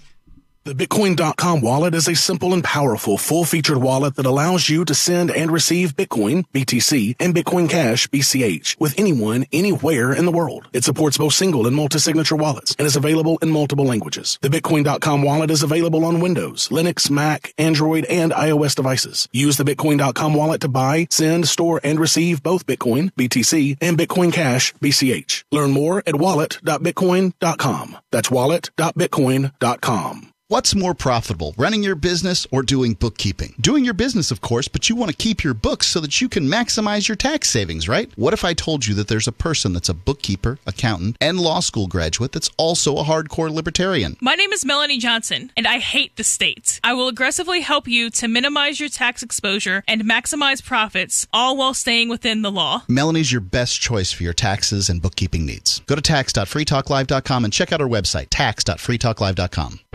Extendivite really works. Just listen to what some people have to say. About 6 months ago, my wife bought Extendivite. She didn't tell me she was giving it to me. So after about 3 days, I said, maybe the weather's changed or something. I said, my legs feel really good. And she goes, well, I've been giving you this stuff, and it was the Extendivite. And you know that I'm about 75% better. I can actually climb stairs now, and I can get up out of chairs. I can even get down and, I have to work under a table or a computer table and work on a computer. I can actually get back up off the floor. You know what? It's an amazing product. I didn't think anything short of having surgery was going to help. Extendivite is only $69.95 for a 2-month supply of either capsules or liquid. Call now. That's 1-877-928-8822 or visit heartdrop.com. Extend your life with Extendovite. Seniors thunder into a local high school parking lot like coalition forces entering Baghdad. A substitute teacher just needs to make it to her car before breaking down in tears. And a college freshman tells his roommate there's no need to hide his masturbation from him. And now a week in review that truly requires no introduction. The nation's students announced this week that they have reluctantly agreed to give the American education system yet another chance, saying they hope educators keep their promises of smaller class size, better school supplies, and intensified efforts to raise the country's international math ranking. The nation's students vowed to give the education system one more shot, despite claiming to have been burned many, many times in the past. In other news, a man overcomes alcoholism without the help of Jesus, and an outcast student and a lonely teacher have begun a somewhat endearing sexual relationship. And that was a free lesson in top-shelf journalism. For more news, videos, and reminders of your insignificance, visit theonion.com/newsbeat. This is the Onion News Network. If you want to know the latest about Free Talk Live before we go on the air, all you need to decide is how you want it delivered. It's your choice. Visit news.freetalklive.com. You can get emailed announcements and participate in contests via our email updates list. Plus, we have a Twitter account that you can follow and a Facebook page where you can become a fan. So visit news.freetalklive.com to get news about Free Talk Live as soon as it's announced and the way you want it delivered at news.freetalklive.com. That's news.freetalklive.com. Did you know that Free Aid is a mutual aid, educational, and networking organization? At Free Aid, we support volunteers who provide first aid. We do outreach to the public about health and safety, and we bring together medically skilled freedom lovers. Free Aid is made possible by your generous support. Donors can receive great gifts like first aid kits, t-shirts, silver dime cards, and hoodies. The Free Aid Silver Dime Card Project is sponsored in part by Roberts & Roberts Brokerage, Freedom's Phoenix, and Don't Tread on Meme. Visit fr33aid.com. If you enjoy LRN.FM, please contribute to your favorite shows via their websites and become an amplifier at amp.lrn.fm. That's amp.lrn.fm.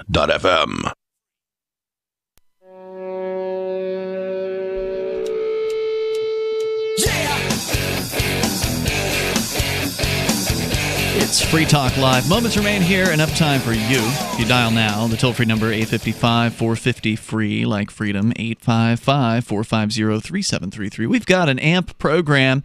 AMP stands for Advertise, Market, and Promote. Now, we give you everything on our website for free. You can watch us live. You can watch us later on our Twitch channel, on YouTube. We've got archives for more than a decade on our site, audio archives of the show. All of that's free. You don't have to pay a dime for it. But if you do support what we do here, talking about liberty and peace and cryptocurrency, every single night of the week, 7 nights per week, we are live on the radio. Over 190 radio stations throughout the week at various different times carry the show. And also, of course, our satellite channels and, again, the podcast, downloadable, streaming. We're all over the place. There's a lot of different ways to get Free Talk Live into your ears. There's also our listening phone lines. You can call in and listen that way. If you like what we're doing, talking about liberty every night, then please join the AMP program. Become one of the Free Talk Live amplifiers. AMP stands for Advertise, Market, and Promote. It is basically a marketing budget for us that allows us to reach out to radio stations more effectively and market our show to them, because the ideas of liberty should be on 400 radio stations instead of 191. We can do that, but it takes time and it takes money, and that's part of what the AMP program does. Go learn more about it. Learn about the perks you'll get access to as an amplifier. We're sweetening the deal with some bonuses, like access to the AMP-only call-in lines, the AMP-only podcast, the AMP-only Facebook group, the AMP-only Discord chat rooms. There's even a AMP badge for Free Talk Live listeners on the forum, so you can... other people on the forum then know that you're a Free Talk Live amplifier when they see that Free Talk Live badge. So you get all that and more. Go to amp.freetalklive.com. You can sign up with PayPal. You can use credit card. You can use Bitcoin BTC over at ampamp.freetalklive.com. And Darryl, the Petro, what's the latest? Where's the story from? Story from CoinDesk, updated earlier today. Venezuela is replacing its national currency, the bolivar, with a new one that will reportedly be tied to its controversial Petro. The new Bolivar Sobranero, translated the Sovereign Bolivar. Right, that was supposed to come out this month, wasn't it? Now they're saying it's going to be rolled out next month, according to an announcement on Wednesday from Nicolas Maduro, as well as stating that the Sovereign Bolivar will be anchored to the oil-backed Petro, which was supposedly launched in February. Maduro said the country will strip 5 zeros from the Bolivar Fuerte rather than 3 that had initially been planned. The move is... Wait. Let's not gloss over that. They're going to strip 5 instead of 3? 5 zeros. 1, 2, 3, 4, 5 zeros. So between the time when they announced this new Sovereign Bolivar to replace the Bolivar Sobranero, to replace the Bolivar Fuerte, which itself replaced the Bolivar. I thought you were saying the opposite, so they were going to go from playing 5 down to 3. No, they're stripping. They originally said the $100 or the $1,000 Bolivar will now be the one Bolivar, the single Bolivar, and now they're saying the 100,000. Yeah, the 100,000 Bolivar will now be the one Bolivar. Wow. Sobranero. Or Soberano, or guys, this is why we need to get rid of socialism, not add more socialism. The move is aimed at countering the soaring inflation that is expected to reach 1,000,000% this year. Yeah. 1,000,000% inflation. So I'm curious, has anybody bought these off of eBay, like the Zimbabwe dollars? I'm still not sure they actually exist. No, the Bolivar Fuerte it's a exists. Thing now? No. I'm sorry. I was thinking the Petro. The Petro. Were you asking if anybody's asking if anybody has purchased the Bolivar? Yeah, we got eBay. One right there. There's some hanging on the wall here. There's a 2 Bolivar right there. Okay, I still have from some. Venezuela. Yes. Oh, that's right. Okay, I thought that was I thought that was the other country. There's Zimbabwe up there too. Oh, there we is. got Zimbabwe okay. And we got Venezuela. Oh, okay. I didn't realize there were both of them. I know I saw one or the other. I think I actually got some from you even. Yes. According to Telesur, Maduro said the economic reconversion will start on August 20th, definitely with the circulation and issuance of the new Sovereign Bolivar, the new monetary cone that is going to have a new method of anchoring The Petro. Wait, that's going to anchor the Petro? Apparently, the new, and something might be missed in translation, but the article begins by saying that the new sovereign bolivar will be pegged to the Petro, which itself will be anchored to oil, or so. It's entirely confusing. But you can't redeem it, from what I recall, right? So is it really? So basically, instead of saying it's backed by the full faith and credit of the Venezuelan central government that nobody has any faith in and they have no credit, well, we've got some oil reserves. You know, I kind of have to say, it's if they supposedly backed by the oil, but yes, you're right. You can't take the thing and say, if it was, give me one oil, please. If it was actually pegged to the oil and you could actually redeem it, I would say it's actually backed by something, like more so than the U.S. dollar. Yeah, but good luck. But it's not. Good luck even getting the Petro. Because remember, when this thing first supposedly came out, the website was entirely broken. Yes. You couldn't actually buy the Petro. Correct. It was impossible to actually accomplish that.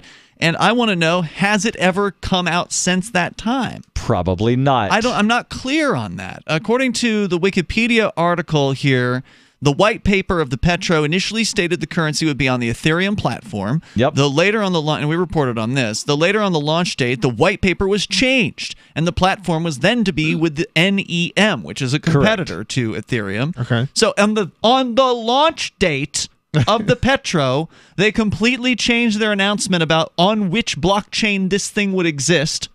And further, after the launch, white papers in various languages still shared conflicting information as to which platform the Petro was part of.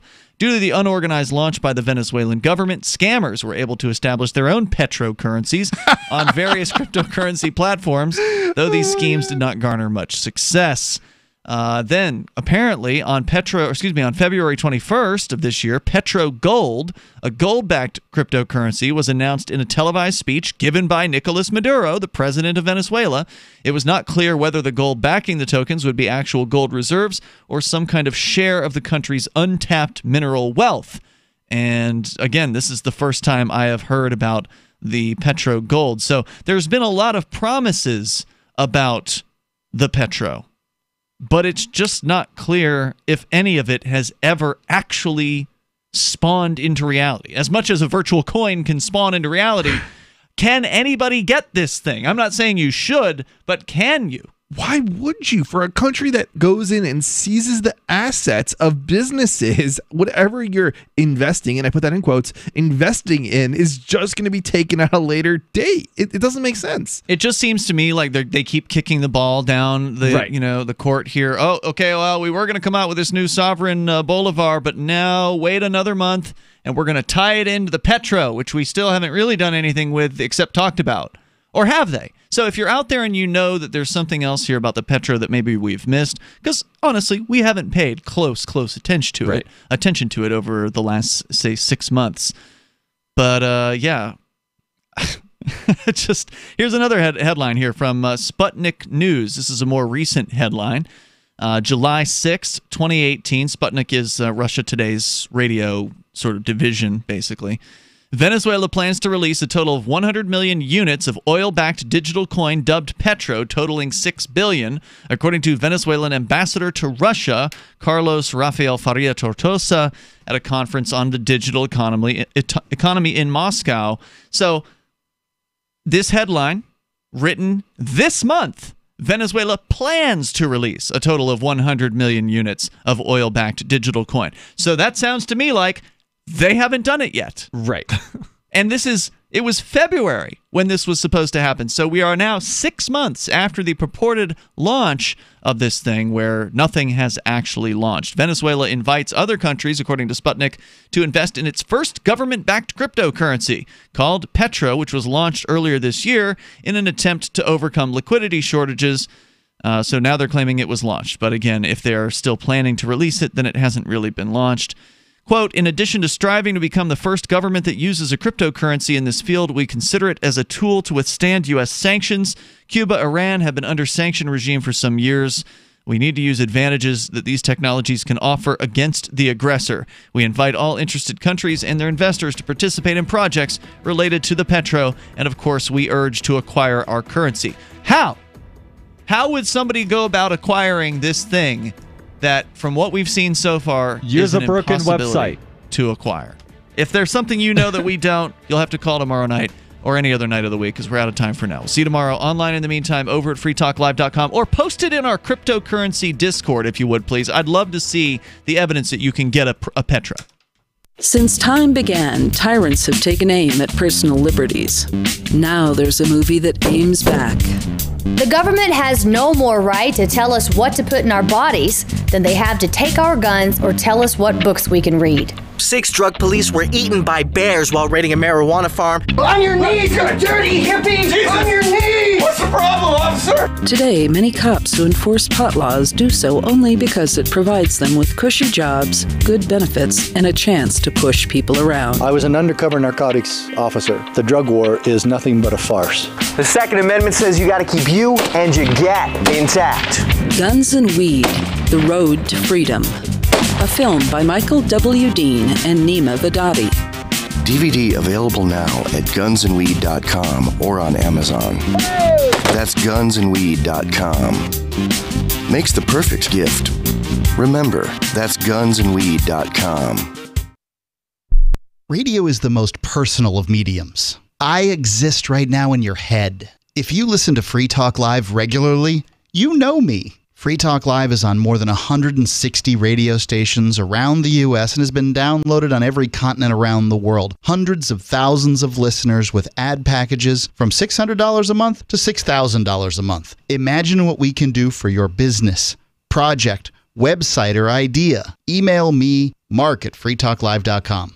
Some of you asked, and now we've delivered. LRN.FM's live Keene, New Hampshire studio shows are now streamed in HD on Twitch. Visit our channel at twitch.lrn.fm and give it a follow. If you have Amazon Prime, you get 1 free subscription on Twitch. If you use it on our channel, Twitch will give LRN.FM a monthly piece of your Prime subscription cost. So please watch, follow, share, and subscribe to twitch.lrn.fm. That's twitch.lrn.fm. The latest episode of The Torchwood Report is next, after the news, on the Liberty Radio Network at LRN.FM.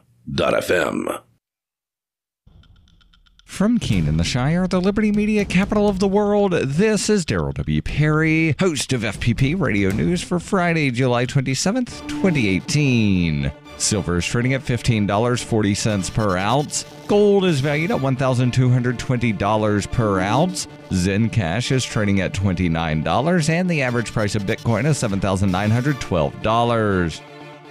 Antiwar.com reports 65 years after the 1953 armistice that stopped the open fighting of the Korean War, the nations involved still have not replaced it with a permanent peace treaty. This means that the Korean War is still technically ongoing 68 years later. That's apparently where the U.S. intends for it to stay. While North and South Korea have discussed deals to end the war, the U.S. nominally has given its imprimatur to the idea. U.S. officials say that there is little interest in the Trump administration to actually do this, with some seeing it as undermining their leverage against North Korea on denuclearization. This would be a complicated matter this time, unlike the decades of previous U.S. resistance to making peace with North Korea. That's because now South Korea is also on board for such a deal. In trying to delay such an important milestone, the U.S. may be seen as obstructing diplomacy in general. A spokesman for the U.S. State Department said as much, that the U.S. has committed to building a peace mechanism with the goal of replacing the armistice agreement when North Korea has denuclearized. It's not clear the world will want to wait, however. North Korea's state media says that ending the war is an important first step because of the history of extreme hostility on the border. The North Korean Foreign Ministry is also criticizing a recent U.S. delegation for not mentioning the idea of peace. South Korean officials have talked of the idea of reaching a peace deal this year, and China is open to participating in the process. Though the U.S. is a major belligerent within the Korean War and would be needed for peace, being the lone holdout would be seriously embarrassing. You can support FPP Radio by joining the Fans program. Fans are friends, allies, and numerous supporters. Fans help FPP afford to produce more original content. You can join the Fans program for as little as $1 per month through Patreon and get perks like ad-free versions of FPP Radio News and Peace, Love, Liberty Radio. To learn more or to join the Fans program, visit fans.fppradio.com. That's fans.fppradio.com. UPI reports a bipartisan group of senators proposed a bill Thursday that is aimed at preventing President Donald Trump from exiting the North Atlantic Treaty Organization without the Senate's consent. Senators John McCain, Cory Gardner, Jack Reed, and Tim Kaine presented the legislation, which says that the president may only withdraw from NATO pursuant to the advice and consent of the Senate, provided that 2/3 of the senators concur or pursuant to an act of Congress. In the past, President Trump has threatened to withdraw from NATO if the other member countries do not increase their share of the organization's defense budget. Only 5 of the 29 member nations spend the agreed upon 2% of their GDP on their military, leading Trump to criticize them as freeloaders. Born into a devastating world and raised among the crowd, the Cloudwalker assumes a new identity and begins the unrelenting quest for truth. In this epic journey, he discovers dark secrets about aspects of his previous life that he once trusted. Through the journal of the Cloudwalker, he shares both the traumatic hardships and the eternal beauties of his experiences. Fueled in the beginning by his unsettling thoughts and emotions, he learns how to find peace with everything he has woken up to. Dear Society by the Cloudwalker is available from Amazon.com and all major bookstores. Reuters reports the Trump administration must face a lawsuit by states and advocacy groups over its plan to ask people who are filling out the 2020 census form whether they are U.S. citizens, according to a federal judge's ruling on Thursday. U.S. District Judge Jesse Furman in Manhattan denied the administration's motion to dismiss the lawsuit, which is backed by 18 states and the District of Columbia. A Commerce Department spokesman said in a statement that the department was pleased the court found that Secretary Ross has broad authority over the census and was confident it would ultimately prevail in the case. The states, cities, and organizations seeking to block the question have said it could lead to undercounting in states with large immigrant populations, jeopardizing their political representation and access to federal funding. The Commerce Department said in March that Commerce Secretary Wilbur Ross decided to add the citizenship question after the Department of Justice requested it in order to better enforce federal voting laws. Furman said in Thursday's decision that there was evidence that Ross's stated reason was pretextual. The census, mandated by the U.S. Constitution, is conducted every 10 years and counts every resident in the United States. The census is used to determine the distribution of billions of dollars in federal funds to local communities and the allocation to states of seats in the U.S. House of Representatives. This has been FPP Radio News. Online at fppradio.com. The producers of Sesame Street have responded to the controversy over the recent New Yorker cover that showed Bert and Ernie as a gay couple celebrating the repeal of DOMA. Sesame Workshop released a statement today saying, quote, "We have never viewed Bert and Ernie as a gay couple, but as two friends who will do absolutely anything to get their rocks off. These pansexual perverts cannot be categorized in your narrow gay, straight, or bisexual paradigm. They're into some pretty sick shit." On their website, PBS released a long list of the duo's strange sexual fetishes, which range from shoving ice into their anuses so that they can cold water into women's mouths, to castrating stray dogs and then masturbating onto the animals' bleeding wounds. Although they're flattered that fans have turned the characters into gay icons, the producers explained that calling them gay would be inaccurate. Quote, "They will literally f*** anything that moves." The producers also added that Oscar the Grouch is neither male nor female, and that its trash can is designed to hide a lower body that is just a Lovecraftian monstrosity of hundreds of interlocking penises and vaginas. This is the Onion News Network.